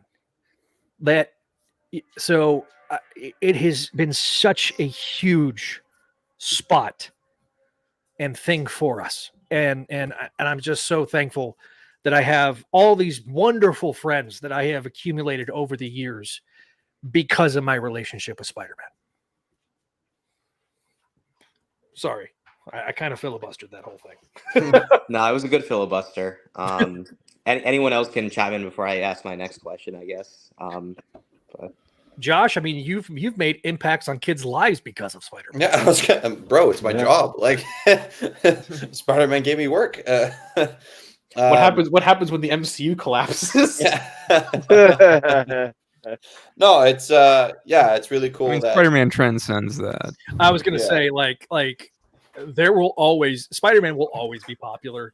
Yeah. It's just a different type of popular right now. Mm-hmm.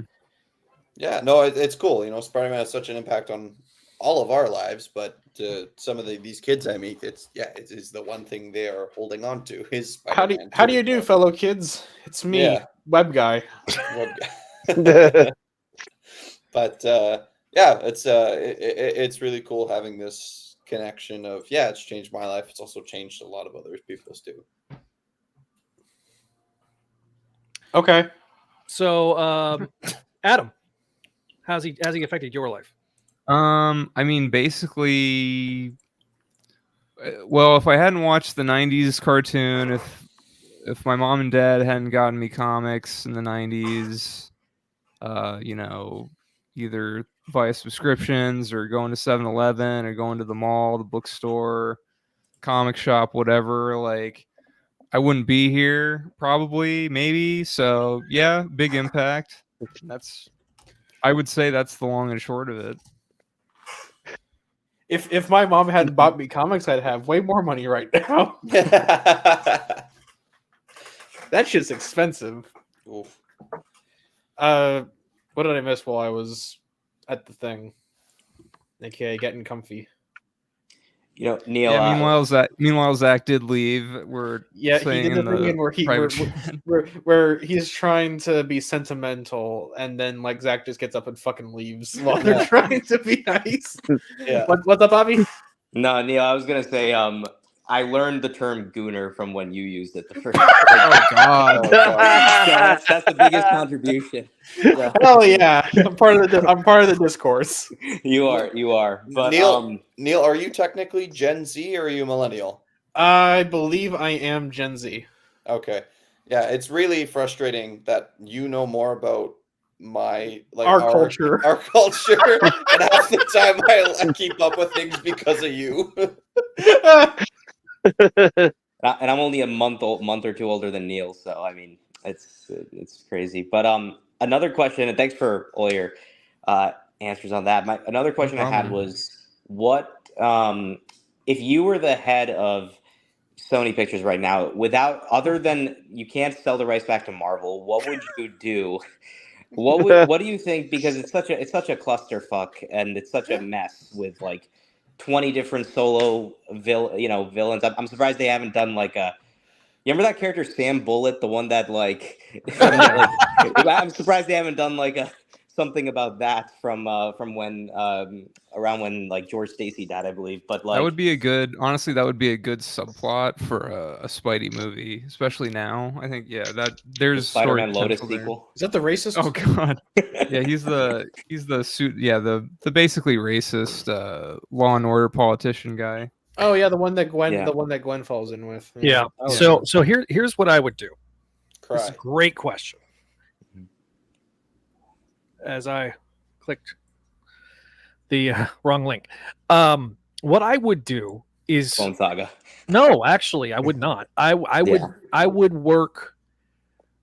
I would get with Marvel and produce a Spider-Girl series that is on ABC, and do a serialized Spider-Girl series that ran for about four to 5 seasons, and do it that way.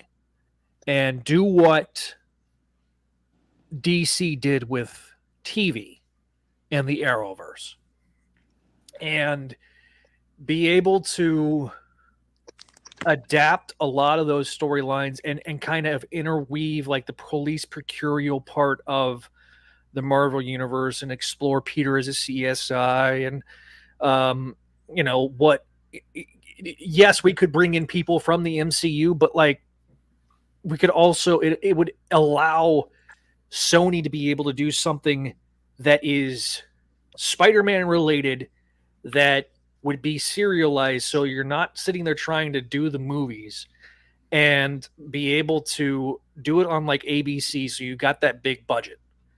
And is this like the Vanessa Hudgens like DC series where Superman was like always off screen? Or no. I mean, Peter would be a supporting character. Peter and MJ would be supporting characters in the, but like, and there would be a Spider Girl in the costume doing the adventures and stuff like that. Like kind of like how what DC did with the Arrowverse. Not as soapy because you're not on the CW, but you'll certainly have a much bigger budget. And you won't have everyone having conversations in concrete hallways. Is the biggest takeaway. And hopefully no guy in the chair. There's no guy in the chair. Well, I mean, if there's a guy in the chair, it's going to be Normie. But only after he tries to destroy the Parkers. But you could do stuff with Riley. You could do stuff with Normie. You can do stuff with the high school, and make it a family dramedy where it's got funny parts, not like where it's leaning into the comedy part, but like make a superhero show with the family. I think they were trying to do Nori Family on ABC before they bought Marvel, and I remember Michael Chiklis was like one of the main characters, and I think that the world wasn't ready for that type of content, I don't think. But now that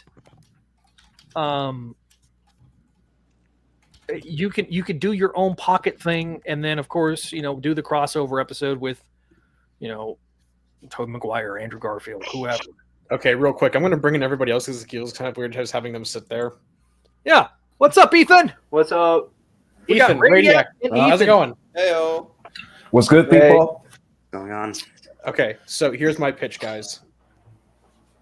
Superior Foes adaptation. Yes. Now think about it this way. Yeah. You basically have the lowest budget of any superhero show ever because you can cast nobodies, very little special effects. Like the most you need to do is like the poofs for Speed Demon.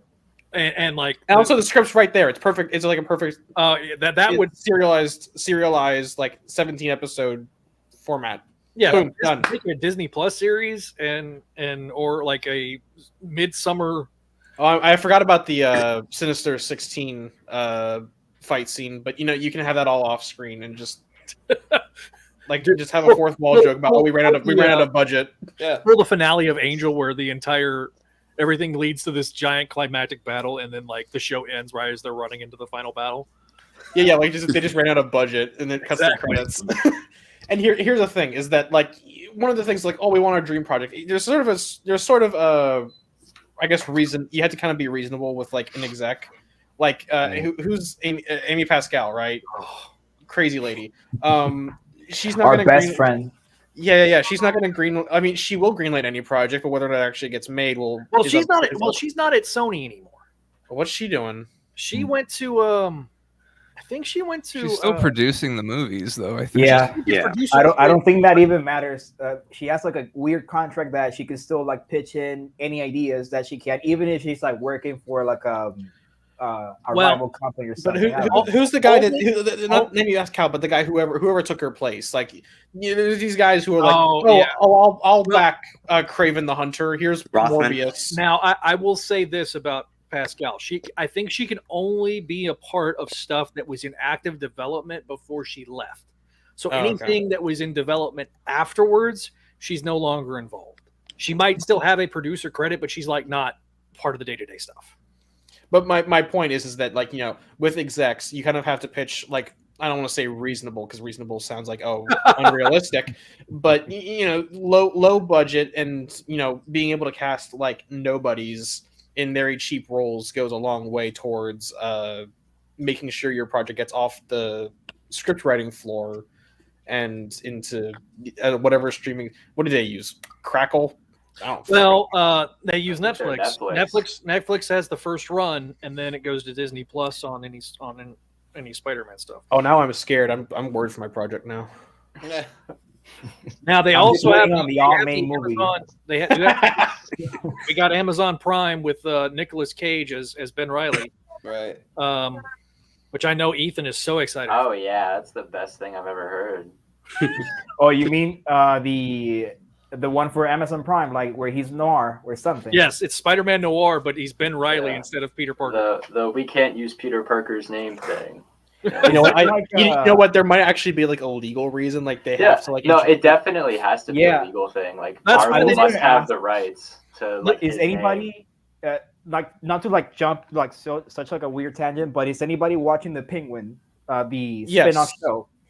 That one, apparently there's a reason as to why Batman can only be mentioned, like he cannot appear, and it has to be like, you know, some kind of weird like legal thing that That's like the, every show they've the made. movie rights or the physical like appearance of Batman can only be like in certain cases. That's like, you know, the whole point about why Gotham could not do the Joker, things like that. I don't know if maybe that's the same Because- that's the thing Do they not own the rights to their own Spider-Man as well. character? Because I will Buena read- Vista, it's because Buena Vista Pictures owns think- the live-action rights to Batman on television, going back to Adam West. Yeah, I heard about that. Jeez. Being like, so Disney So technically Disney owns Batman. Yeah, so Disney owns the 60s series, as well as they own the theatrical cut because they bought 20th Century Fox. So it's like some weird hybrid of like the Namor rights and then like the Batman embargo that was around from Batman Begins. So Warner Brothers would have to buy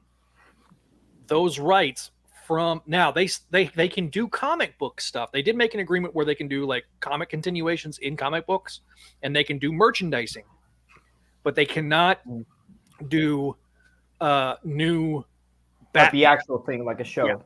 Yeah, so like that's why with Gotham, it wasn't actually the Joker until the very last episode. That's I'm why the Joker, baby. Yeah, I would actually recommend like a video that just came out like 2 weeks ago. Do you guys? I'm sure that you know about Comic Drake, right? Yeah. He actually did his latest video is about just this thing about the weird thing going on with the Batman TV rights. The reason why I brought it up is because I feel like it's exactly the same thing with Spider-Man. I mean, we both know what we all know, that they can only do certain things at Sony with Spider-Man. Like they cannot do their own animated show, but they can definitely do live action. You know, the whole thing with Friendly Neighbor now coming to Disney Plus. I hope it comes this year, more than likely. But I think it's coming out in November. November, yeah. They're going to talk. Oh, really? About, they're going to preview it at New York Comic Con. Nice.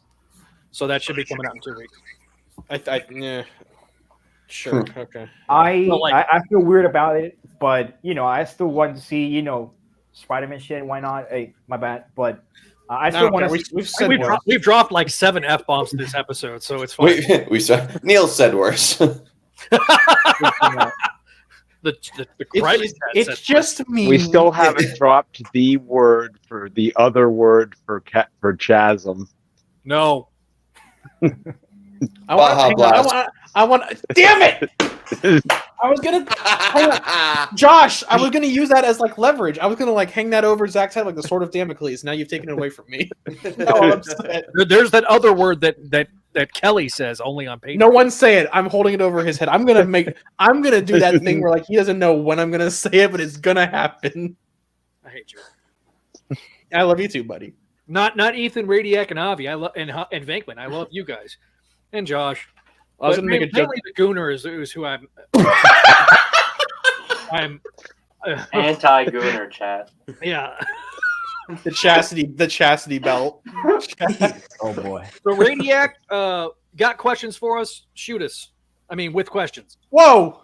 I like my body. This is why I'm in Canada. This is like honestly the first time that I don't have anything to say. I just dropped off work and I just decided to jump in and see what's going on. But are you guys talking about memories of the show or anything? Anything I don't really have related to the show or the network or whatever. Any questions you have about it? Well, the main thing, I feel like I said this with my first like appearance on a live stream was back on Beyond Spider-Verse, and at least back then I wanted to like expand on what I wanted to say, that I appreciate the whole series that I started watching was Spectacular Radio, or listening rather, and it was like so cool that you actually got to have Greg Weisman to be like doing commentary, and well, maybe to know a bit more about the behind the scenes, about being able to talk so like in person with him, because that's like one thing that I really haven't seen anybody else do, not only with Spider-Man or even this show, but like overall. So weird that, or not that common, that you get people like the main writer or creator to just like talk about how the sausage gets made, like for the entire thing. So that honestly, so kind of take you back to when Spec Spidey was being produced. So originally, Greg Bashansky was a part of the message board. Yeah. And Greg actually interned on Spectacular Spider-Man during season 1. So he was like in film school at the time, and he was actually interning at the studio. They had interacted a lot because of Gargoyles. So Greg at one point actually did the Gathering of the Gargoyles cons. He actually ran one of them. And so that's how Greg kind of got close. Then Greg Bashansky went to film school. So the whole thing was, we were just going to have him on for an episode. So Greg and I twisted his arm. Finally, he's like, okay, fine, we'll do it. And he goes, I'll text Greg. Now, that's how Brad got in contact with Greg on Crawlspace, was through Bashansky. So he contacts Greg and says, hey, we're doing this new show, and we're going to be talking about each episode. We're going to go through each episode. We would love to have you on to just talk and have you on for an episode. And he said, oh, shoot, I'll do it. I'll talk about every one of them. Because the dirty little secret about Greg Weisman is that man will never pass up an opportunity to talk or promote his own work. Because of his Gargoyles past, he understands that fostering that type of fandom is so vitally important, which was why it was such a bummer when he got hacked on Twitter. And so that's more or less, it was just, hey, we were going to have you on for one episode. And then he says, oh, I'll talk about each and every one of them, because also they were releasing that Blu-ray at the time, and nobody from Sony or Marvel had approached him doing any like the commentaries or anything like that. It was just going to be, hey, we're throwing this out there. And it's kind of a bummer. And so that gave him that opportunity. But did we lose Venk-Man? So yeah, that's more or less how that all came about. It was completely by accident, which is always the best thing.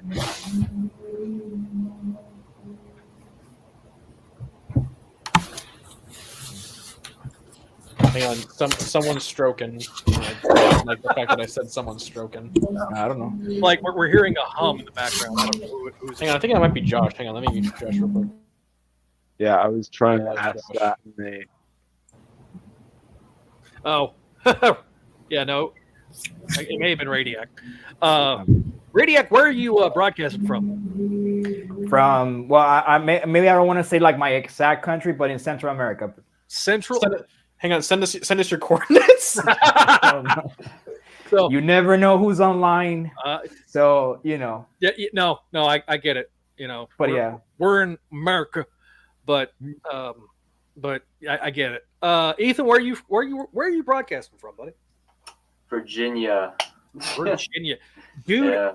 If you guys have not, if you're a Clone Saga fan, go find Ethan. Go in the chat and drop your. Yeah, sure.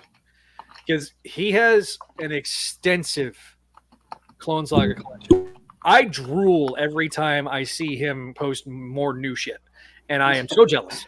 So yeah, the signed hoodie in the back, my big ass head's covering it. That's fine. I mean, my big ass head covers Spider Girl every episode, so it's fine. My big ass head covers this quilt rack. Oh hell yeah, you got the best background. Yeah. Hell yeah. I'm so jealous about you Doesn't- guys that you can get like anything you want because it's like so hard to get, collect like not even collectibles or anything like it, but like even the comics. I don't know if you can see from the angle. Wait, yeah, right there on that second shelf on the bottom. That's like the entire comics that I have from Spider-Man, like the oversized. Oh, okay. Like And the omnibuses. yeah, I Or have the some of them, not essentials. all, because I actually got the hardcovers from back in the early aughts and things like that. But even getting them imported over here, it's like I gotta pay like almost the half of the price of the thing just on shipping. But it is what it is. Well, I'm kind of jealous of Central America right now. I mean, what is it? Brazil is finally publishing the Clone Saga for the first time in its entirety. I want to import those, but I can't find anywhere to fucking buy them from. Wow. I There know. are some Shit out of comics luck. that are being like published. It depends on the actual region that you're from. Yeah. From what I know, because there's like two different kinds of Spanish versions. Like you can get the one from Spain and the one from Latin American Spain, and some of them actually are earlier to what Marvel themselves would publish in English. But I tend to like to have the actual original stuff rather than the translation for obvious reasons. But sometimes I've been thinking about them. Like I do like She-Hulk, and she got the Burn run collected first in Spain, like back in 2010 or something, even before Marvel did it in the States. Yeah, it's same things thing like with that happen. JMD Spectacular Spider-Man. I think the first That's ones over were in there. Poland. I think. Not sure, but yeah, it was one of them. Poland, Panini. yeah. Panini is the European guys Yeah. that do it mostly. Yeah. I just wanted to real quick. I just wanted to jump in. Avi jumped out for the night. Have a good night, Avi. I know you already left, but you are in our hearts. Yeah, he's been. He talked about it. He was sick as a dog, so he's probably going to rest. So if you're listening to the rest of the episode, thanks. But yeah, no, I think. Look, we don't realize how fortunate we are until we speak to people that live in different countries, because we just have all this immediate access to those things without having to like use a VPN or something like that, because I mean, you say that, but I'm having to use a VPN because other things are blocked in my state. Same. Man, guys. Hang on, wait. Hang on. Are we talking about porn? yes, Yeah. Oh, I was talking about other things. Oh. I that's where my mind went. Well, when your name is Gooner, you can only. What else am I supposed to think? Okay, I got a question, Ethan. Are you standing up? Or are you sitting down? I'm standing up. I don't have a chair in this room. Oh, Here's my shrine. No chair to enjoy it though.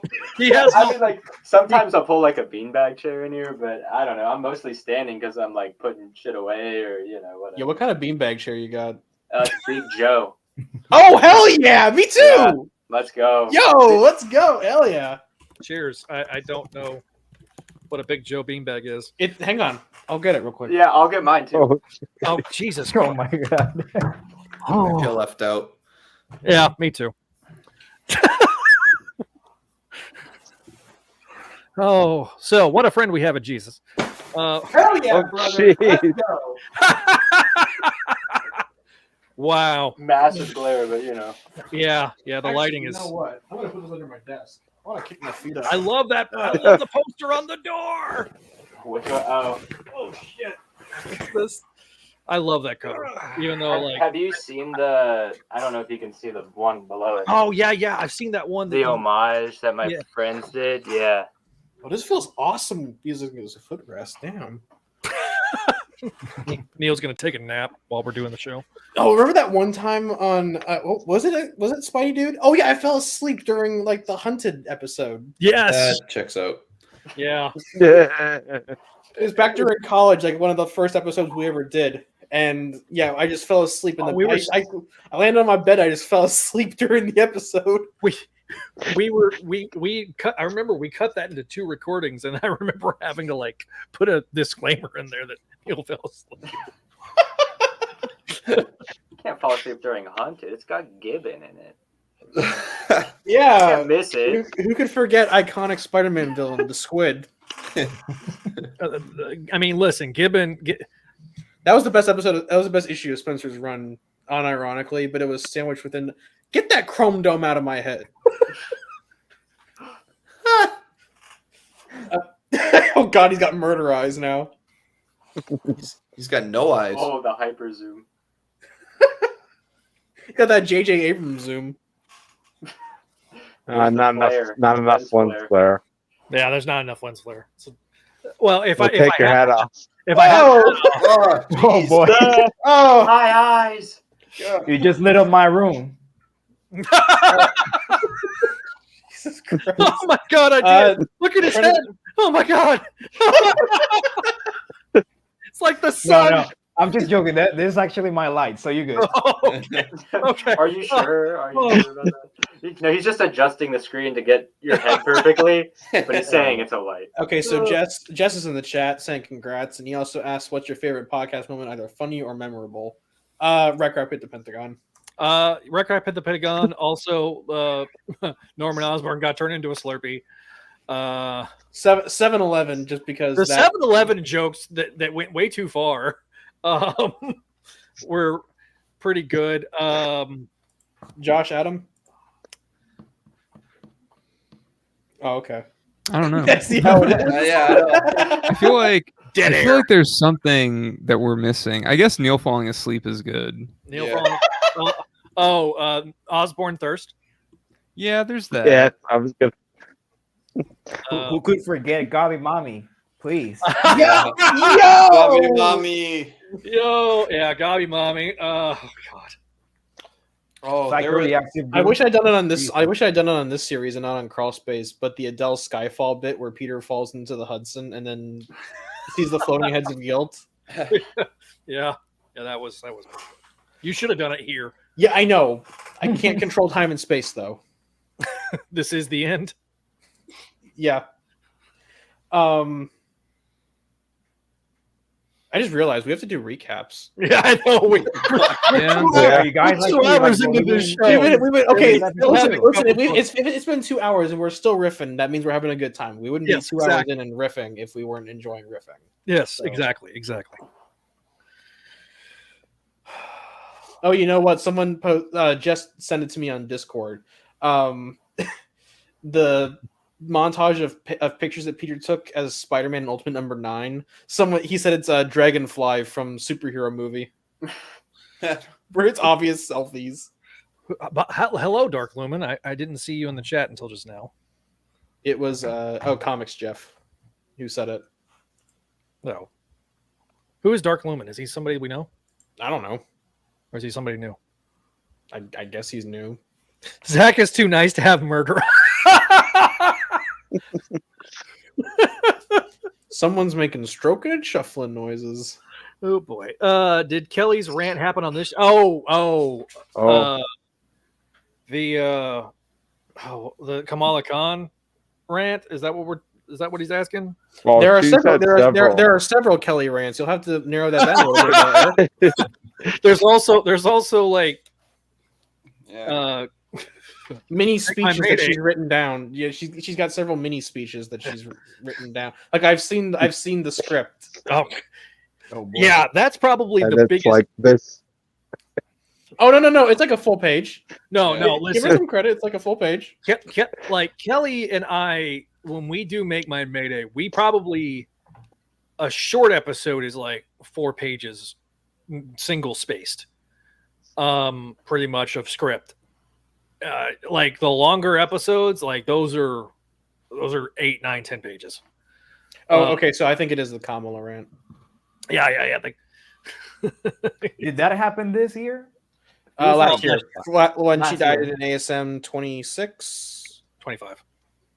No, That was- 25. 25. 25 was 26. when 25 was MJ and 25 Al is Mary York. Jane, yeah. 26 Oh, yeah. at the spoiler variant. Ooh. Guys, you're gonna be so shocked by what happens this year in Marvel Comics. That got spoiled 3 weeks ago. Marvel Comics. I still remember. It got It was spoiled on hyped up to be 4chan. like asked Gwen Stacy's death. That was Me, Yeah. It's Even gonna be for the Mark biggest being, thing since Gwen. you Like, know. shut up. Shut up. Meanwhile, some nerd on 4chan shows like, haha, fuck you, Marvel. Yeah. And the social media intern's just going, God damn it! But it's always those like horrible like pictures taken like shaky cam so you can see what's happening. See, here's the thing. 4chan used to be a bastion of story times. And then Scanbro left and everything went to shit. Yeah. Let's see. I wasn't even a yawn. That was just me making like a weird little moan. You just had to let it out. Yeah, I just had to let like the Minecraft villager noise. Oh.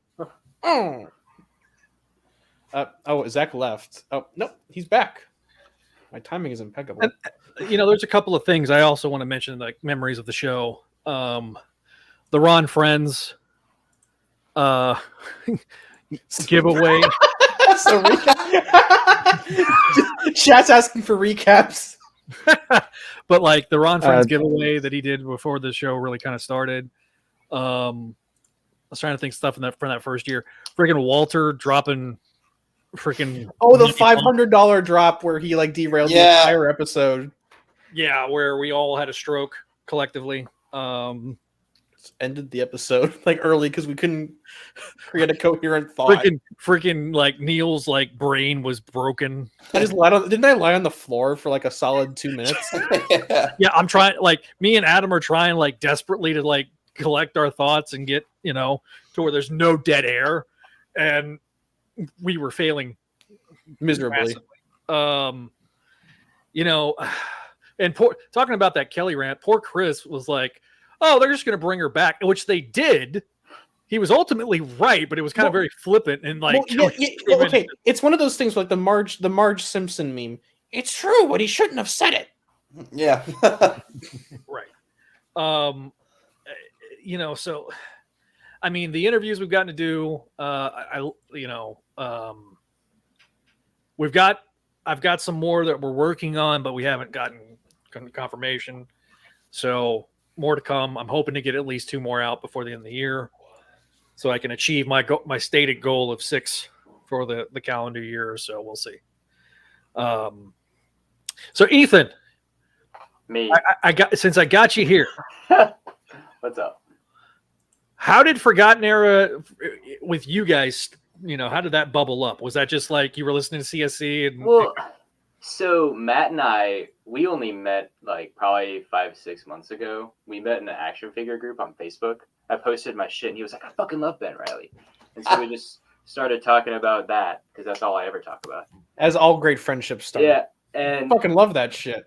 And at the time I was going back because I have that notorious tweet that you replied to, Zach, where I was like, this fucking era sucks from like 97 to 2001. Fuck this shit. But I was only thinking about like the bad shit and didn't think about, there is good stuff. So I went back and I reread Peter Parker and Sensational and Spectacular. And I was like, damn, yeah, I was fucking wrong. like I was misremembering so badly, so poorly. Well, because the reboot just like the shit rolls downhill. Well, it's like you get to like the big reveal in final chapter and Gathering of 5 is a fucking mess, and it's just like what? So like I just think about that to like right when JMS hops on, and I'm just like, okay, whatever. I disregard Jenkins because I completely forget it exists half the time, which is my bad. But I feel like that's most people, and hence why it's forgotten.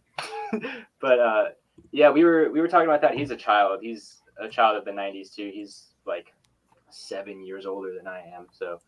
We're how old are you? I'm 23. But yeah, so we were just talking about it, and it was his idea to like, we should start a podcast. And I was like, well, Clone Saga Chronicles already exists. I don't want to do a Clone Saga podcast because it doesn't make any sense. Like, I love that show. I love you guys. I love Ben Reilly, but that show exists, and I listen to it all the time on reruns. But and then we were like, okay, how about that era afterwards? Because, I mean, people remember Identity Crisis, or they don't remember the stories of Identity Crisis. They just remembered that it happened. The costumes. And, the costumes, and then the slingers, and half people don't even remember the slingers like book either. They just know that those exist. They're in video games, so I know what that. Yeah. Is. Yeah, Um, 100% right. yeah. So that You now remember Prodigy. yeah. So. And I guess some people would just remember Final Chapter a little bit, but not even. They just know like May's alive. She's an actress, or it was an actress, whatever. Who cares? But everything else was lost. So you lose all the stuff with like Shock. Everyone loves Shock, right?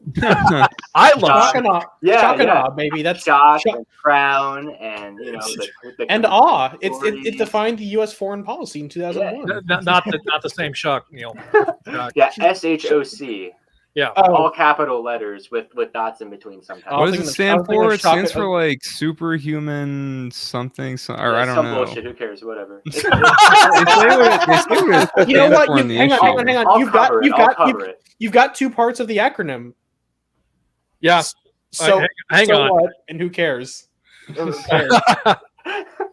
But yeah, so I don't know. There's a lot of good there. There's a lot of good character building. There's a lot of good emotional moments.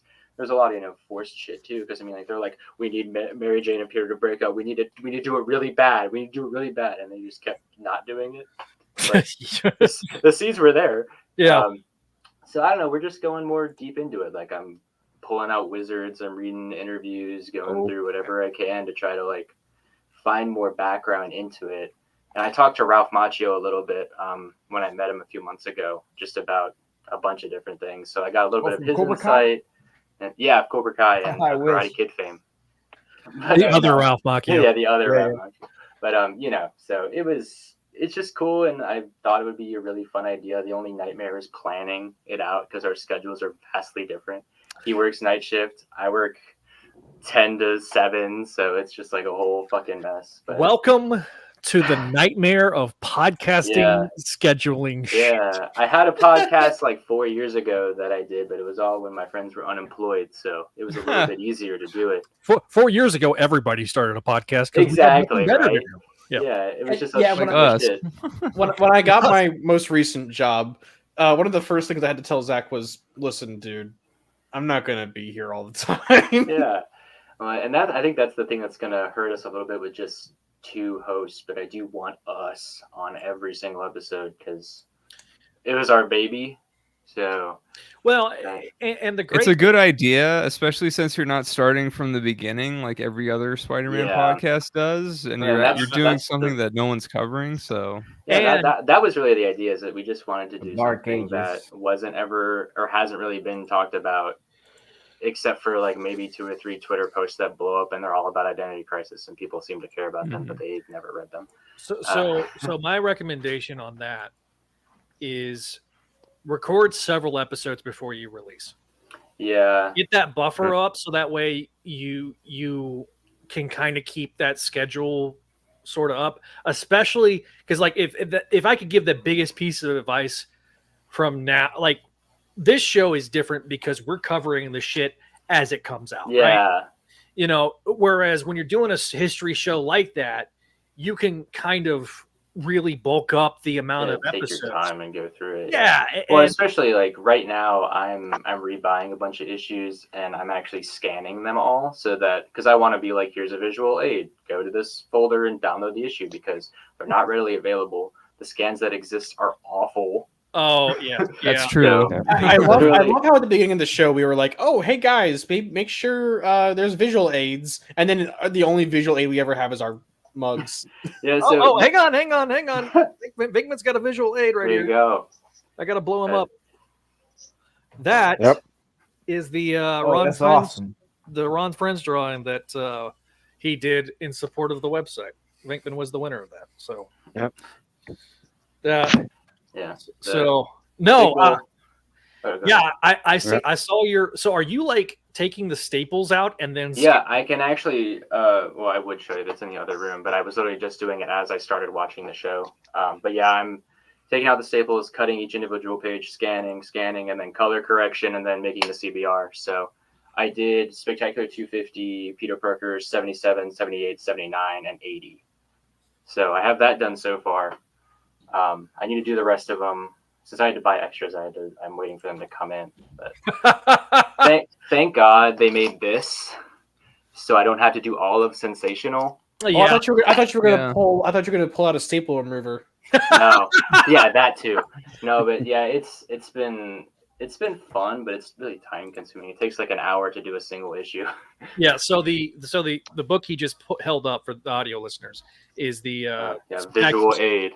Yeah, Spectacular Spider-Man by Todd DeZago and Mike Ringo, trade paperback that they did. So Yeah. Oh, I put it down right when you put me up. There we go. there you go. So yeah, this was one I actually didn't own until a few months ago. So I met Todd and he signed this copy. So that's cool nice. to have. After we talked for like 30 minutes about stupid clone shit. you know, it's As you do. yeah. Well, listen, I mean, if you got, I really, he also has a podcast. Todd DeZago does. Yeah, it's a really great show. A really good show where he talks with all the people he worked with over the He years. keeps talking about getting that Clone Saga like round table together, and I'm like, oh my god, do it soon, please. It's 30 years, please do it soon. I have been trying to set that up for 15 fucking years. I mean, God damn it! He already got Mackie, you know. He got. I had Mackie, and then Mackie just like fell off the earth. I can get Tom. I can get JMD. I could probably, if I got them, I can probably get DeZago. Yeah. I want Kavanaugh and Mackie. Like yeah, they're well. Do you if you did get one, you'd have to get them both on the same show because their energy together is just electric. Oh yeah. Yeah, I mean their tables are right next to each other at every con they're at, and talking to both of them at the same time is just like it's sensory overload, but it's so fun because they just like, I remember it this way, I remember it this way, and then they corroborate and they're like, this was stupid as hell. They were telling me some story about Kane and how like when they wrote Kane in Web 119, or maybe it was, I can't remember, maybe it was Spider-Man 54 or whatever, but either way, it was one of those issues. I think it was Spider-Man 54. But they didn't write like any background for him, and then one of the editors at the time like wrote all the shit for them, and he was like, "I didn't write this. What the fuck is going on? Who is this guy?" They had no idea, but no, they're just really fun to talk to and be around. And well, I'm glad Howard Mackey's health has improved enough that he can start cons and stuff like that too. So he had a bit of a severe health scare earlier this year, so good for him. He seemed perfectly fine when I met him in June. So yeah, thankfully he has improved. He's like my favorite writer ever, as controversial as that is. So really, he's like one of them. Oh, okay, like, him and JMD are like the top two for me. Two very polar opposites in terms of what people think. You know, I like Howard Mackey. I am currently I'm doing my Clone Saga reread through to get through to the other side because I'm doing my whole Spider-Man from the beginning. Right. So I finally am now into I have now read every Spider-Man comic except for like parts of Team Up. I haven't finished Team Up yet. And I've not read the annuals. Pray for me. Who needs them? Most of them. Well, I mean, there's a whole podcast. You missed a big plot point where Peter gets married in the end. I mean, I've read that one. I haven't read all. I'm talking about like all the other annuals, like annual 9. You missed a big one where Peter just does his "It's a Wonderful Life." I missed a big one where Peter fights 6 of his most famous villains all at the same fucking time. But it wasn't the same time. Annex. Everyone loves Annex. Yeah, Annex. Dude, I had Annex. I had that annual. In fact, two copies of that. When I was writing Crawl Space Avengers fan fiction, I was inspired by Annex. One of the characters I created was inspired. Part of his backstory I totally copped from Annex's backstory. Thanks, Tom Lyle. Appreciate it. Yeah. After the chat. Oh, Tom Lyle, great artist. But those issues of Unlimited were rough. Yeah, that's like you're talking about favorite memories of the podcast for CSC. It's just whenever you guys would cover Unlimited. You guys just beat the shit out of those issues. The Ben Reilly, savior of the homeless. MJ's losing her fucking mind all the time. It's just, those are like some of my favorite MJ like taking on terrorists inside the Trade Center. Freaking Rich Gannon, the Ballad of Rich Gannon. Of and all the course, yeah, homeless people. his whole 2 issues. Oh my god. Well, not even 1.5 because he fucking gets blown up. Fire just makes him like disintegrate into. Yeah. Just Ben's because like, he was homeless doesn't mean he was a bad guy. Ben's vengeance for Rich Gannon, the homeless man. I met him one time. He was my inspo. The random ass dude that worked with Uncle Ben that Ben meets. Oh my god, yeah, in the Exiled annual, where it's like his kid or whatever gets involved in that shit with the vulture. Yeah, that like has nothing to do with the rest of the Exiled story. Well, that's like Mark of Cain was the same way. Yeah, Mark of Cain was the same way. Where like, I mean, Cain was in it. Cain was in it. Dressed in like a Spider-Man Peter. costume. Yeah, dressed like Peter with all of his shit sticking out. But all the spiky shit, Yeah. like, was like the worst disguise ever. And then he just busts out of the costume like, I mean, the "Surprise, Sinister Six surprise!" at that point were so fucking stupid. It was just all the reject characters most of the time. So they're just Yeah. like, whatever. It was Scorpia and like the Sinister Six of like suck. Yeah. Yeah. Whoever was in Funeral for an Octopus. Oh God. I watched Linkara did Funeral for an Octopus a few weeks ago on Top of the Fourth Wall. Oh God, I haven't watched it. He also just did Superior recently. Like, he did the first one. Yeah, he did so I guess every year for Halloween he does a Clone Saga story, and I was like, you poor bastard. I thought he did Clone Saga reviews every like 100 episodes or so. I think he's doing it now. He's doing it every October. He does. Oh, he does. Well, good for him. You know it's good when the only thing people remember from that story is Peter with ox arms on. Like, and the only reason they remember that's because of the animated series. show. Exactly. So, or the spider. You know, that's a really high quality story where a lot of important plot happens. If you haven't read it, give it a go. Yeah, trust me, on my life, it's so great. You can pick it up for a whopping 75 cents. Hey, I think I paid $3 for it. I think I paid $1 for it. You know what? There's no longer the quarter bin. It's now, thanks to inflation, it's now the dollar bin. Yeah. So, all right. Any final bits before we jump into the other half of this episode? Other half? Oh, I just want to say thank you for having me on. Oh, thank you for being Likewise. there, Ethan. I'm so looking forward to it. I will definitely help promote your stuff once it releases. And since I got you here, I might as well kind of give a mini announcement since you're such a CSC fan. So later this month, me and the CSC crew are going to reunite for the 15th anniversary special. And we are going to cover the JMD Mateus, Ben Reilly Spider-Man miniseries that came out that was canonically during the Clone Saga. And yeah. As long as you pick apart the plot holes. Oh, we will. Listen. I know, it's CSC. We're willing if Josh can make it, because that man is the busiest son of a bitch I've ever met in my life.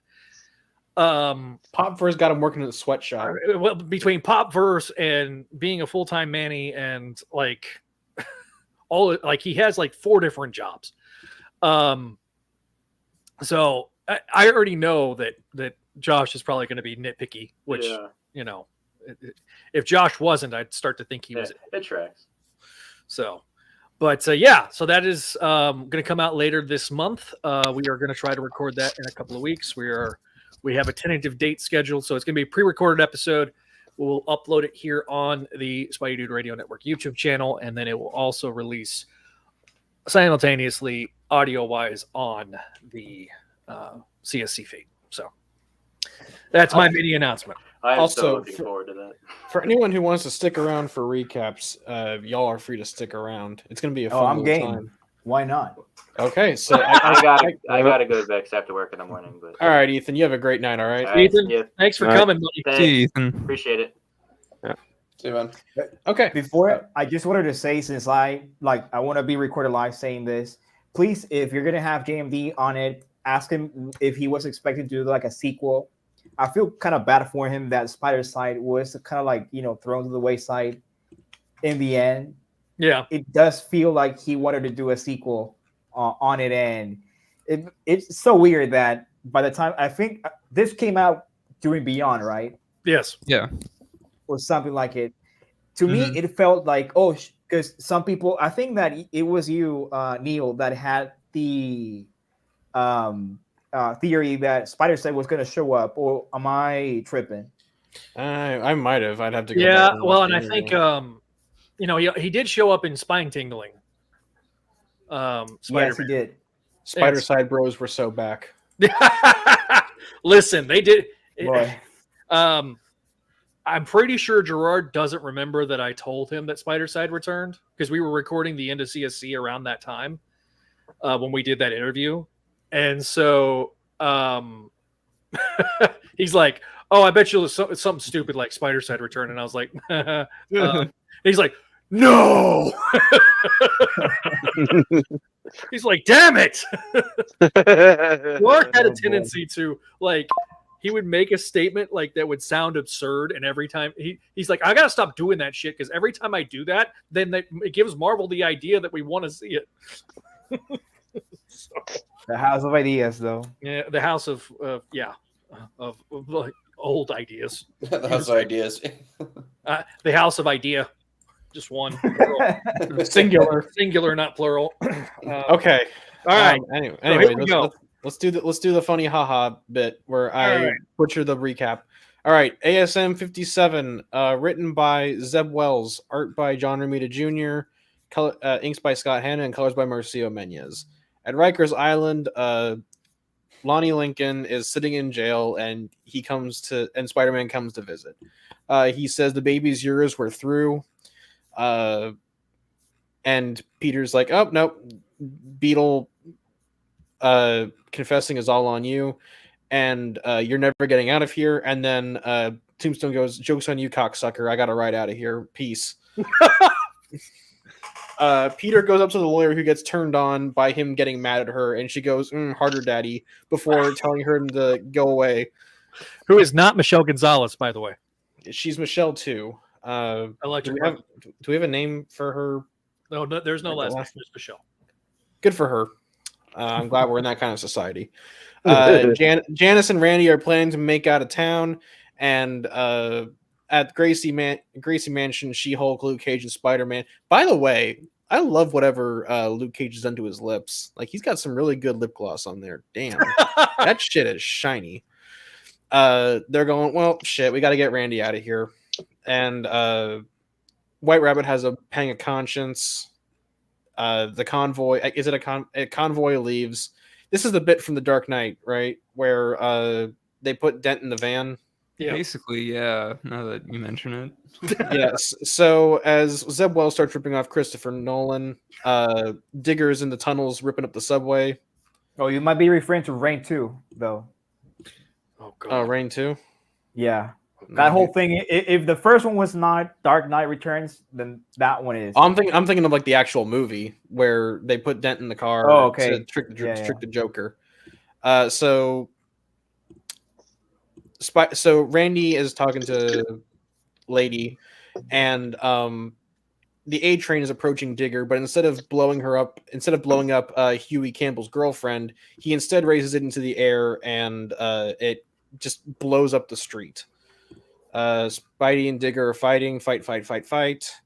And White Rabbit goes into the van saying, you got to get out of the city. And it's like, oh, it's me, She-Hulk. I was here the whole time. Yeah, definitely me. The 7'2" muscle mommy definitely looks like the 5'8" Hillary Clinton of drug lords.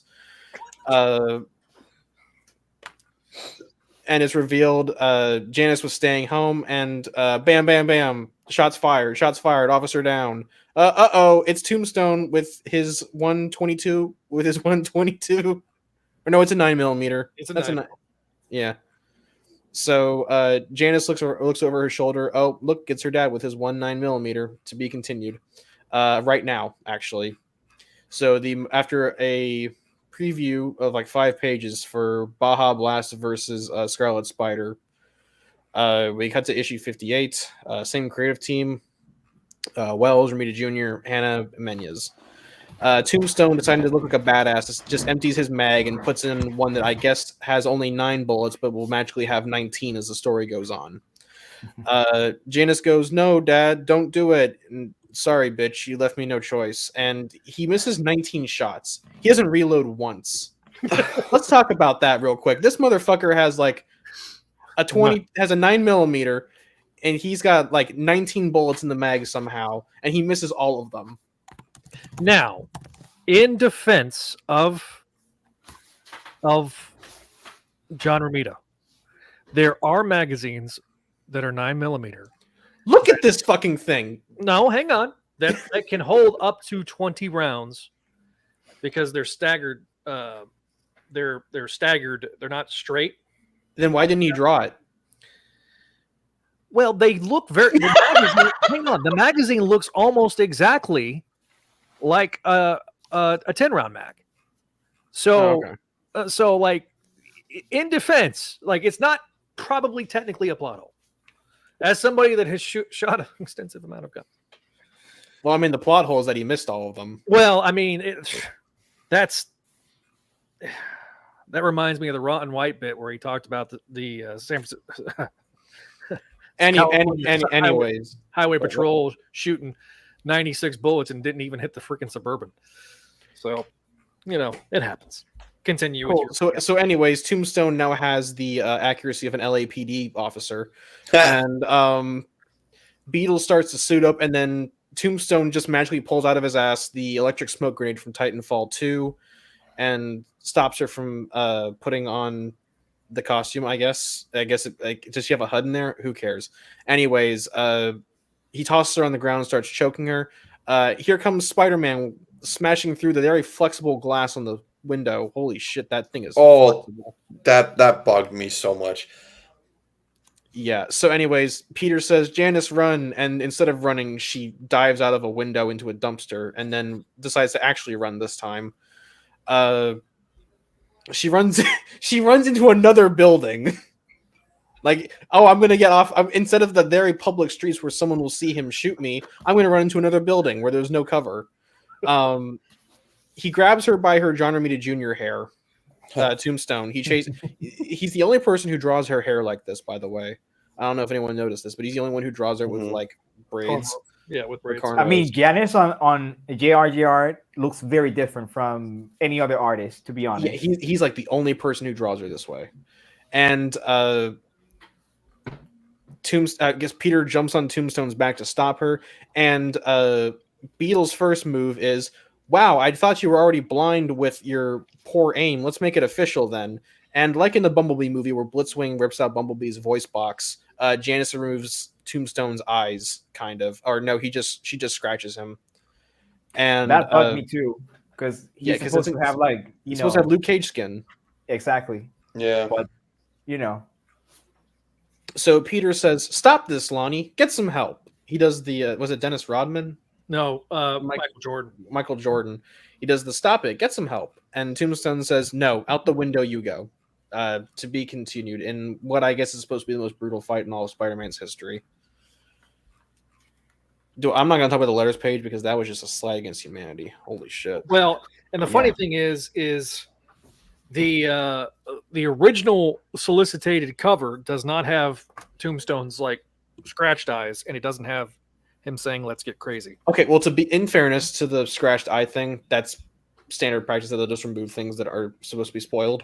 I do like though that they basically make next issue's cover like a splash page of "To Be Continued." I do like that. Yeah, that was kind of clever. The very clever way. Can we talk about the fact that on the cover 58, Peter looks like he's supposed to be holding his iPhone, but then everyone realized, oh wait, shit, that thing's gonna get fried.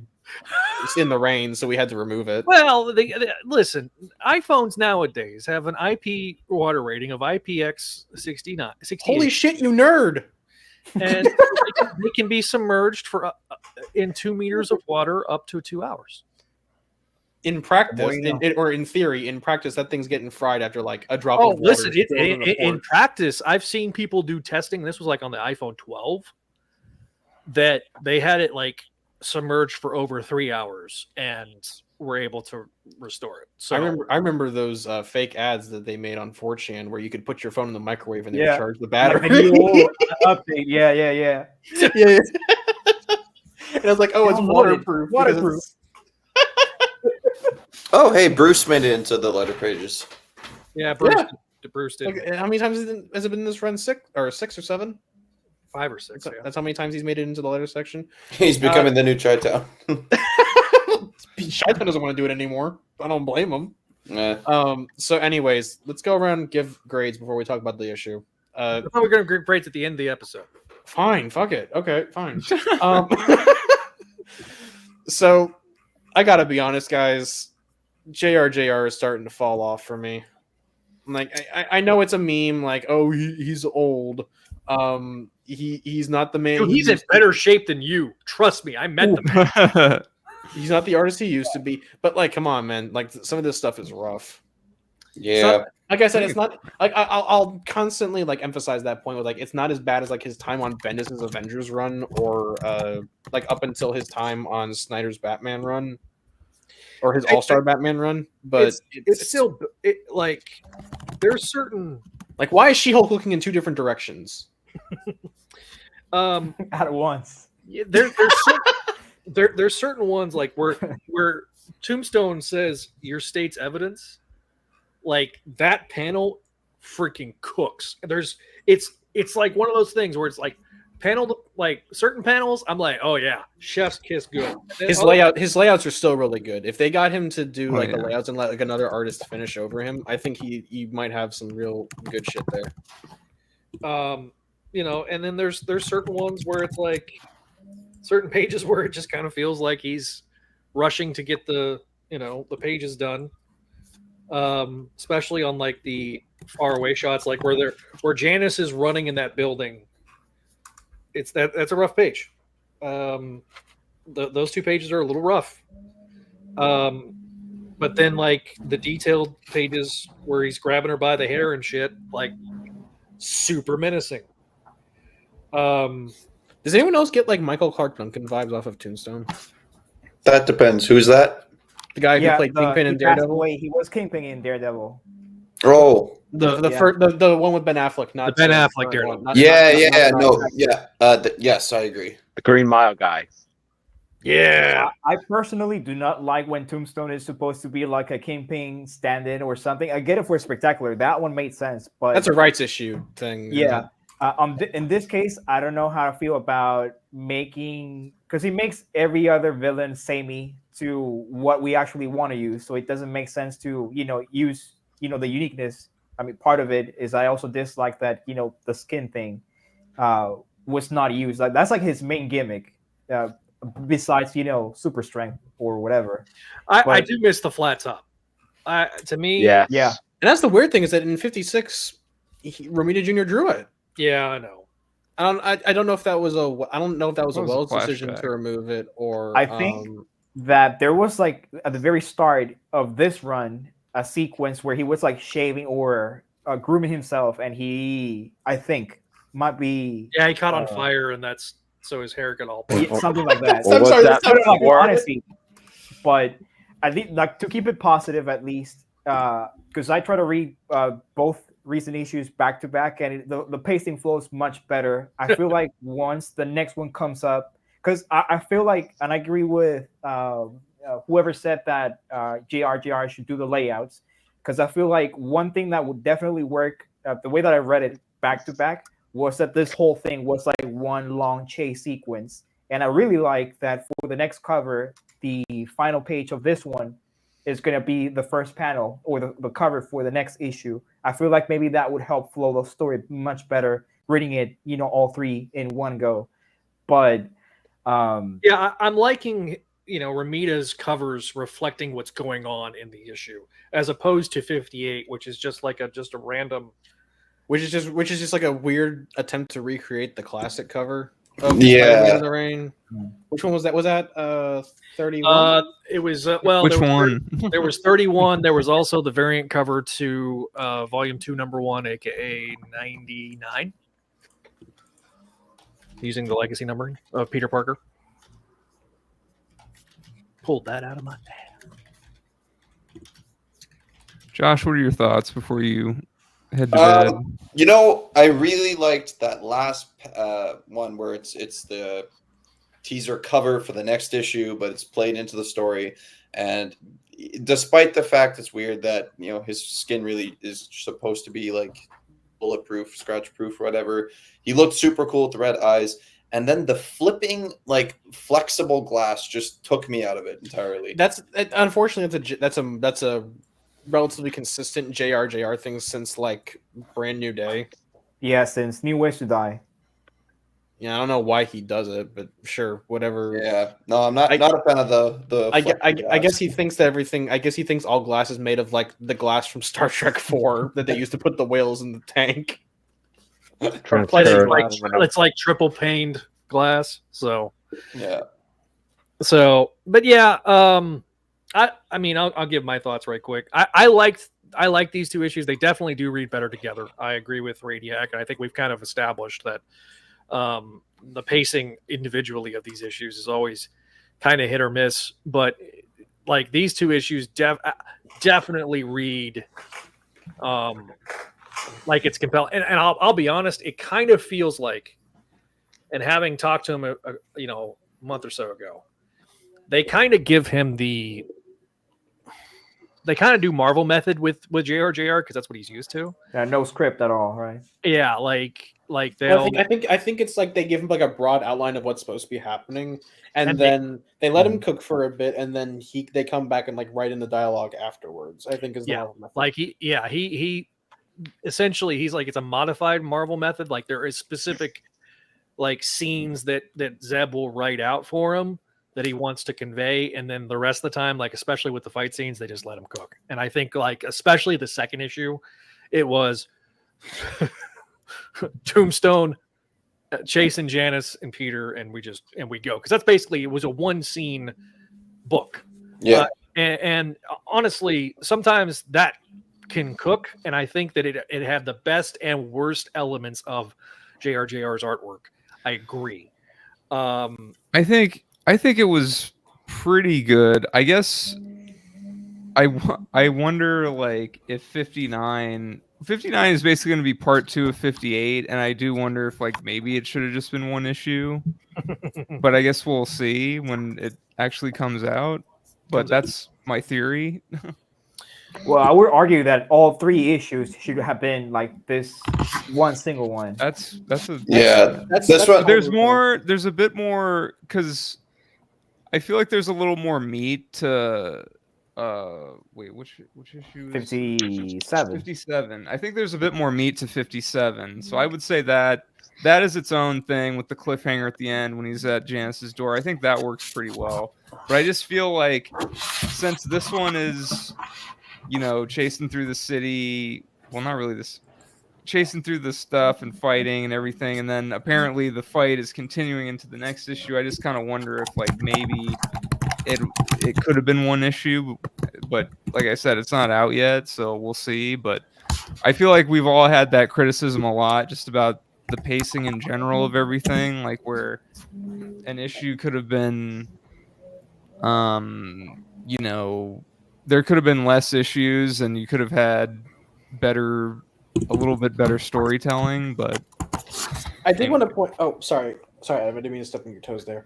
I did want to. I know I said I didn't want to cover the letters page, but I think Lowe's response to that one letter, I don't remember who it was. It might have been Bruce's, but that one response he does, where he kind of basically confirms that Spider-Man isn't so much a character anymore and more of a brand. That one was kind of, I don't want to say the mask off moment for me, because that implies that he's like evil for saying this, but it's something I've kind of thought was the truth behind the scenes for a while. And for him to just go, oh yeah, we kind of view him more as a franchise more than as an ever-evolving character, that to me I think was kind of a oddly revealing moment, I guess is the best way to put it. I don't disagree. Sorry, I was trying to let you kind of be your have your own moment there with no background noise. I agree with that. Like the letters pages, I mean, we've talked about it enough, and I wish I kind of wish Paul was here, and I hope he's going to be on next month. I'm going to beat Chris Clow because he's the reason that he's not on, because they're doing Knights Never Die right now. I'm giving you crap, Chris. I know you watch the show. Love you, Chris, but it really is frustrating it was like reading that. At the very least, I appreciate the honesty on it. Yes, he's just like, yeah, he's a brand now. We don't care about him as evolving as a character. He is just there to like generate IP and keep the franchise afloat. He's Marvel's Mickey Mouse. Sometimes I wonder, like, why even reply if, and the way that I think they do it is because they want to make a statement to the people who read the book, and hey, this is what we actually think, and because they could just easily just lie. I mean, not that you should have the letters page be a bunch of psychophants, but Right. I feel like it's so odd that for things like this, I feel like we all knew it even before it being confirmed, not even by editorial, like currently, like even before, because it's kind of like gone back and forth. Not to derail it, but I feel like Spider-Man has been in a sort of arrested development, and it seems that up to the 90s, I don't want to. I feel like most of the fandom, early odds, thought that Clone Saga was what burned the character. I don't think it anymore because of the show, by the way. But I do think that it's sort of like a pick and choose in which the creators were obviously like us fans, and they want to only keep a specific status quo for the character. But I feel like I don't know how I feel about your point, Neil. Sometimes I feel like I don't even say it, because when you say it, it kind of makes me more mad that we all know it. So you might as well just keep it to yourself. I don't know.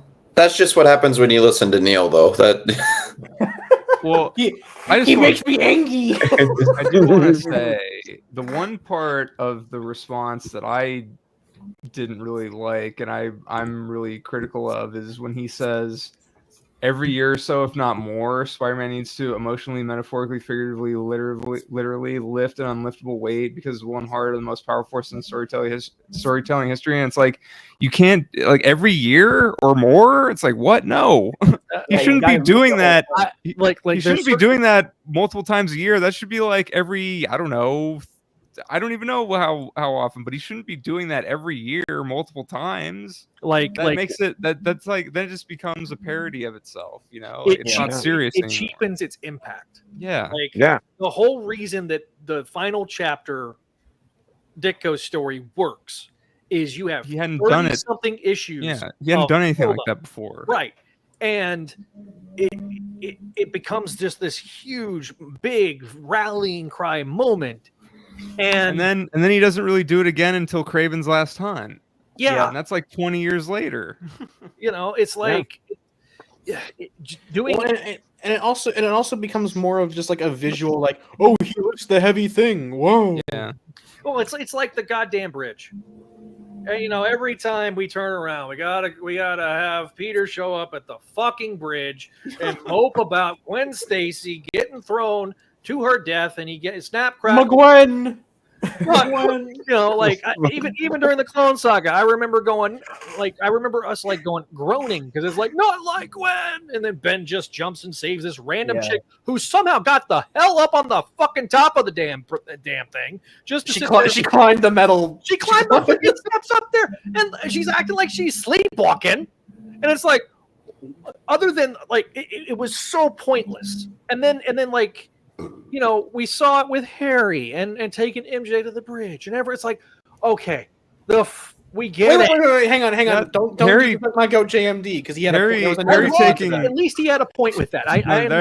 That actually is like, there's story and thematic reasons. Yes, no. What I'm saying is like, then it became this parody of like every time.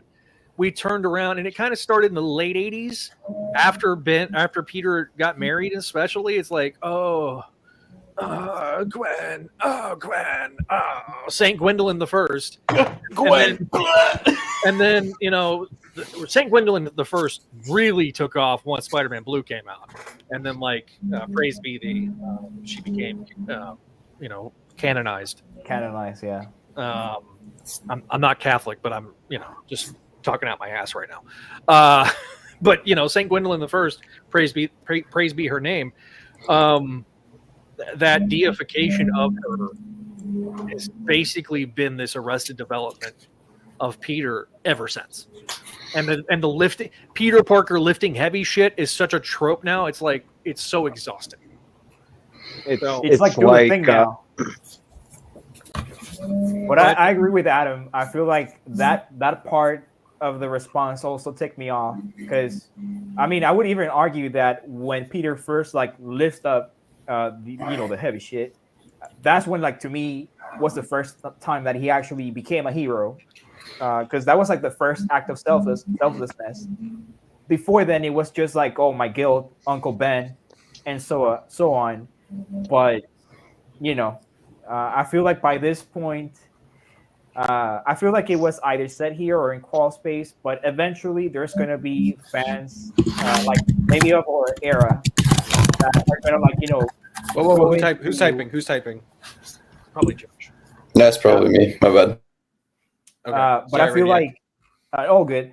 But I feel like eventually there's going to be fans like of our generation, like overall, and would be on that position to like, change it up, hopefully, I guess. But yeah, I'm not like holding my hopes up.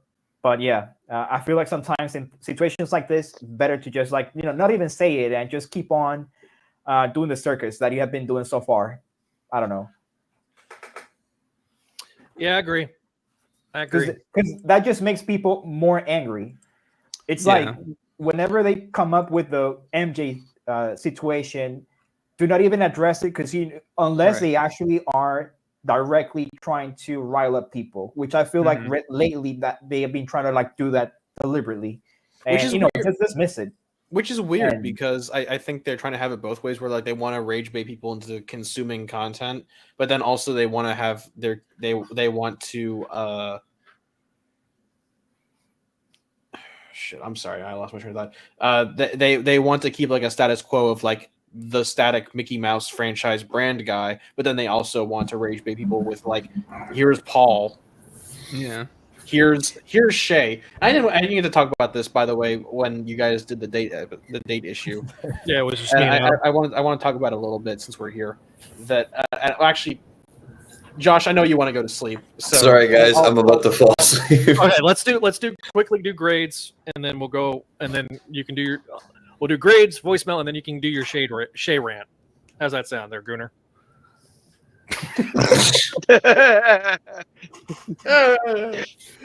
Holy shit! Okay, what's up? Okay, Josh, go.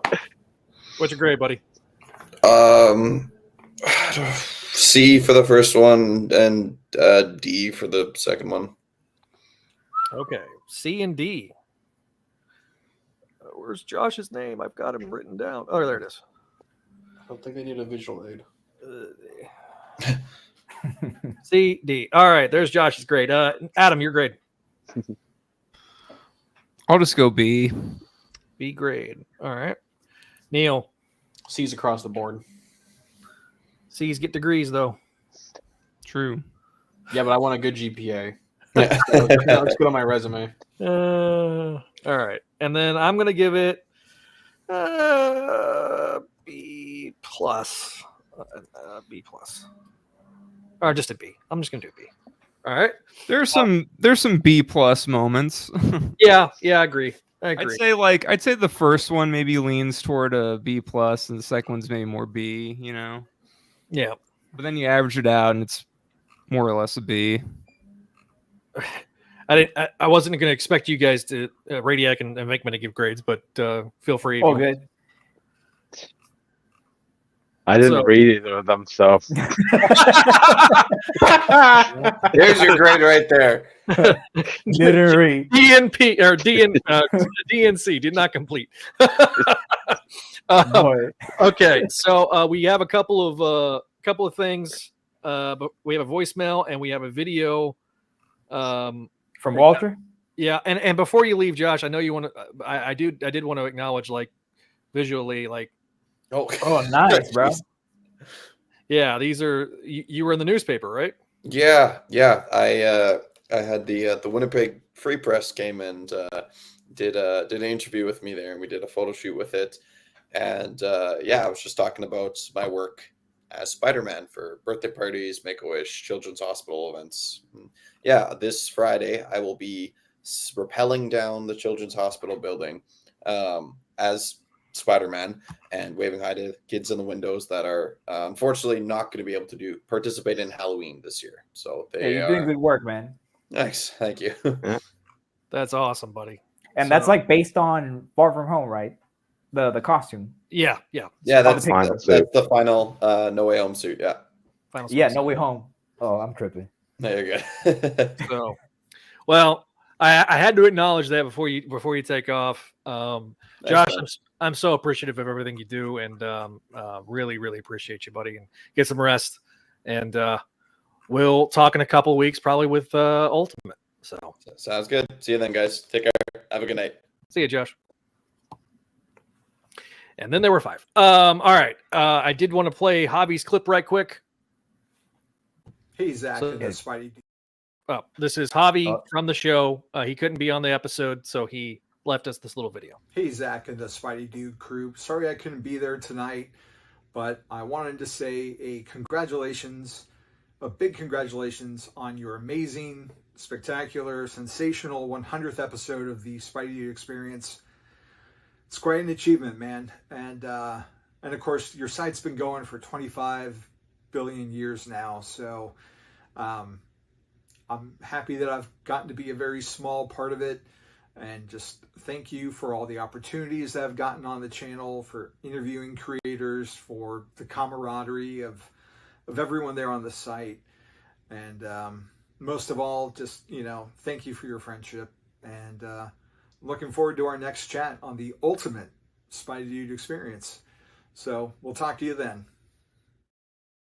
Well, that was very nice. Thanks, Javi. I didn't watch the whole thing. I watched like the first half. I hadn't had a chance to watch the whole thing. So it's very sweet. Thank you, Javi. And then Javi's the best. Javi is the best. Yeah. As I sneeze. Did that come through? No. Okay, good. I hit the mute button, so I was like right on time. Right on time. And then finally Walter's voicemail. Uh-oh. You may want Oh boy. last voicemail. It's Walter. I drove an hour just so I can leave you this. Congratulations on 100 episodes and I believe 15 years of Spidey. Those who know me and Zach are very good friends. He's been there for me multiple times. Even though he gives Zach and the crew the hard time of trying to make them break out their recants and cause them go on tangents, I got nothing but love for y'all. I'm fine. Yeah, I have no power. I'm here in South Carolina where the hurricane came through. I'm doing good. If power comes back on, I'll be there. If not, well, at least I left you a voicemail congratulating you. Thank you all for all you do. You make my day a little bit brighter. And I hope that you have another 100 episodes and another 15 years. Y'all take care and God bless. Thanks, Walter. Thanks, Walter. That was very nice. It was very a very sweet voicemail. I did hear that one before I downloaded it. So, like I say, hopefully you get power back soon, buddy, and hopefully this will be something that you can listen to once you get some internet and power restored. So, thoughts and prayers for everybody that's been affected by Helene, and hopefully you guys can get back to a semblance of normal very soon. So, okay. So let Neil do his rant. Neil, your Shay rant. Oh, it's not really a rant so much as more of a mission statement. So, reading ASM 56 and like seeing Shay, and I didn't get to talk about it because I was unavailable that day. I think it was because I was sick or something. Yeah, you were not feeling good. Yeah. I think Shay is sort of an interesting encapsulation of the problem with modern Spider-Man love interests, and that is that they will always be competing with the better model. like it or Yes. not, MJ is like, the love interest. Felicia's there, St. Gwen's there, Betty's there, any love interest you can think of. I think to a degree, MJ will always be the one they come back to. And, as the static brand, I think that's the one that Spider-Man should default to. That being said, this might spark some controversy. I don't think the idea of a new love interest is inherently bad. But on that same token, they're always going to be competing with MJ.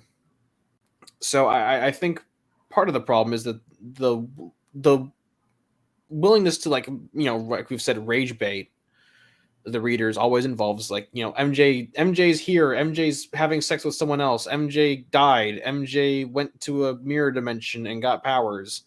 I think there's a sort of cowardice in not letting MJ leave the book for a bit so that you can let this new love interest flourish and not have to compete.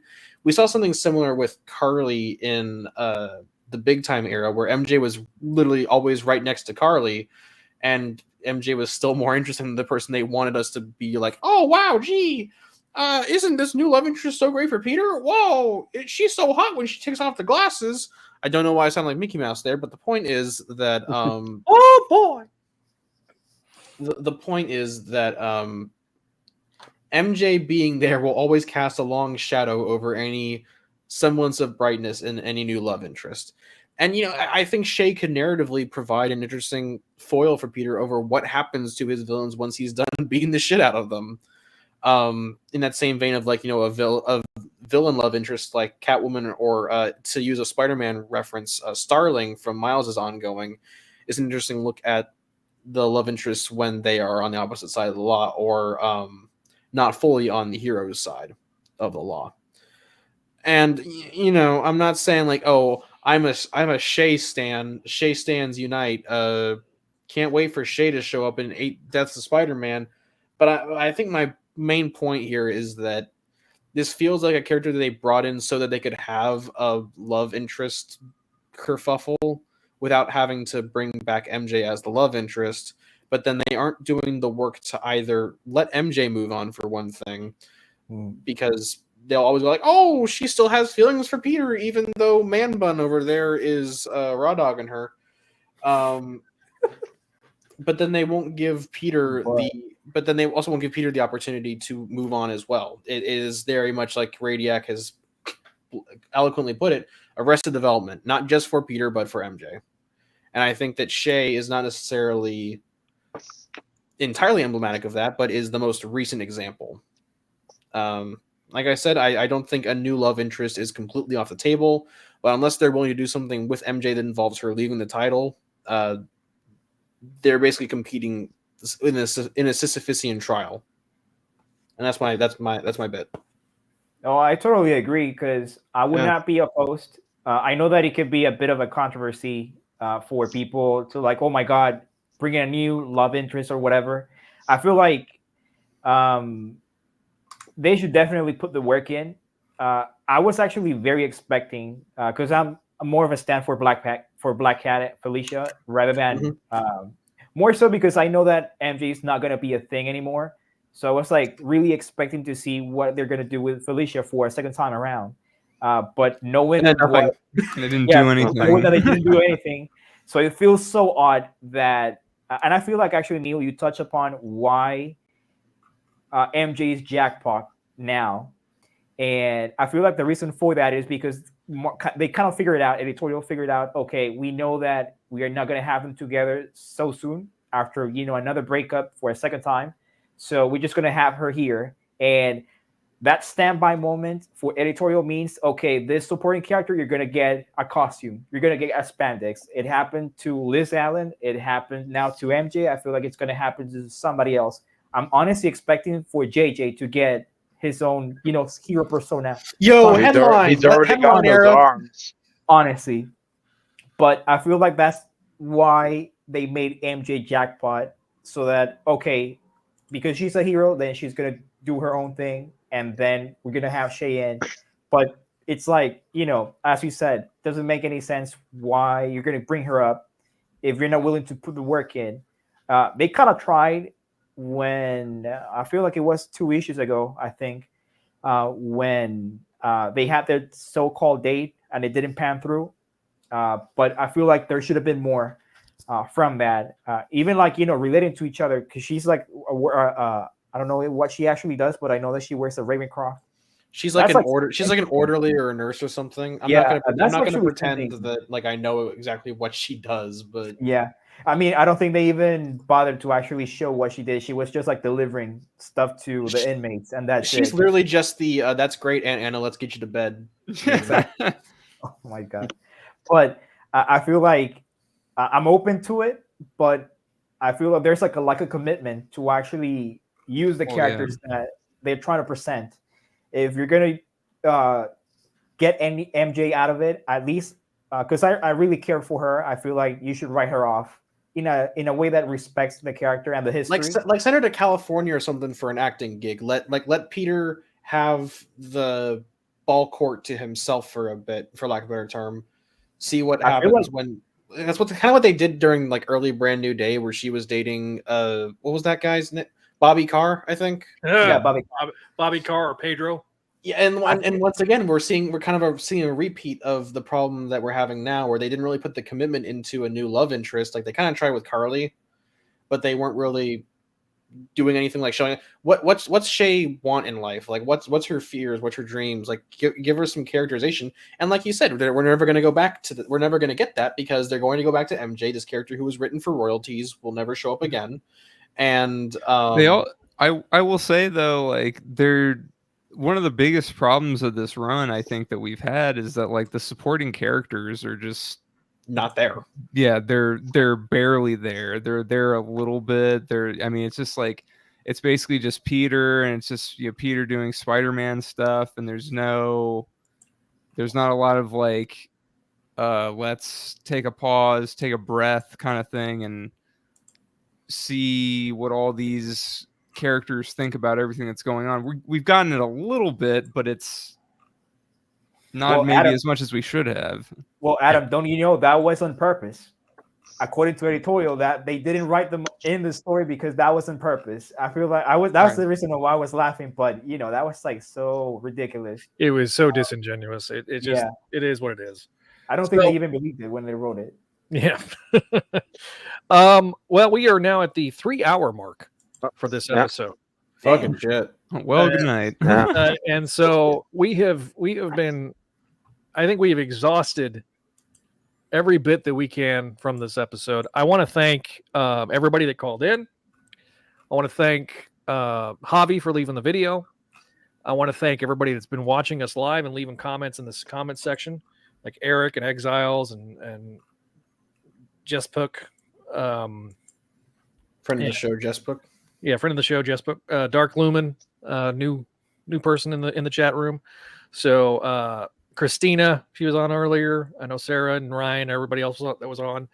Venk-Man, Radiak, thank you guys for your continued support of everything we do here, both leaving comments and in Venkman's case, being a Patreon subscriber. And so with that, speaking of our Patreon, we got to acknowledge our Patreon friends over there at patreon.com/SpideyDude Network. If you want to help support this channel, support everything we do across the entire network, support all of the Spidey Dude Radio Network with all of our great shows, you can become part of the Patreon subscriber and get perks like this one, where we have our sensational tier of patrons: Allison, Cindy, Ed, Georgia, Greg, Janelle, Jessica, Joyce, Catherine, Kale, Laura Howard, Lump Moose, Master Draman, Phoenician, RJ, Vanessa, and Vicky. Thank you guys for your support, as well as our spectacular tier of Sara, who was just on the show earlier, Tara, and Walter, and then our VIPs, Scott McGraw and Venkman. Thank you guys for your support over on the Patreon page, patreon.com/Spidey Network, where you get the exclusive. What's that one show we have over there, Neil? It's called Books of X. It's where they talk about Orgy Island. Orgy Island, yes. Yeah, we have the next episode of the Ultimate Spidey Dude Experience. We have Make Mine Mayday. We have the Slot Symposium, our collaboration with the Comic Binge YouTube channel, which is currently live right now, talking about the latest Grant Morrison Batman stuff. Voices from the Eyrie is going to be returning hopefully by the end of this month. They are going to be recording new episodes and bringing them to you. So for those of you that have missed Voices from the Eyrie, they took a brief sabbatical thanks to life getting in the way. Speaking of other great shows like Amazing Spider-Man Classics with Jack and Javi, we have the show that started it all 15 years ago yesterday as of this recording, Clone Saga Chronicles, and the Spectacular Radio, the original shows of the Spidey Dude Radio Network, part of our Vault series, and the Sabi Sema Era podcast as well. The show all about Sabi Sema's seminal run on the Spectacular Spider-Man, say that 5 times fast, covering everything from the return of the Sin Eater all the way up until shortly before the Clone Saga. And if you have not already, follow us on the social medias. We got @SpideyDude Radio on Twitter/X. We have Facebook, Instagram threads at Spidey Dude Network, as well as Instagram @SpideyDude Official. And then, of course, if you have not already subscribed to us here on the YouTube channel, give us that like, that share, that subscribe. Be sure to find us over at youtube.com/SpideyDude Radio Network. And if you want to leave a voicemail like the guys did earlier tonight and have it played on the show, you can always leave us a voicemail at 818-925-6631. Thank you guys for watching. Thank you guys for listening and being a part of it. And with that, we'll see you next time here on the Spidey Dude Experience.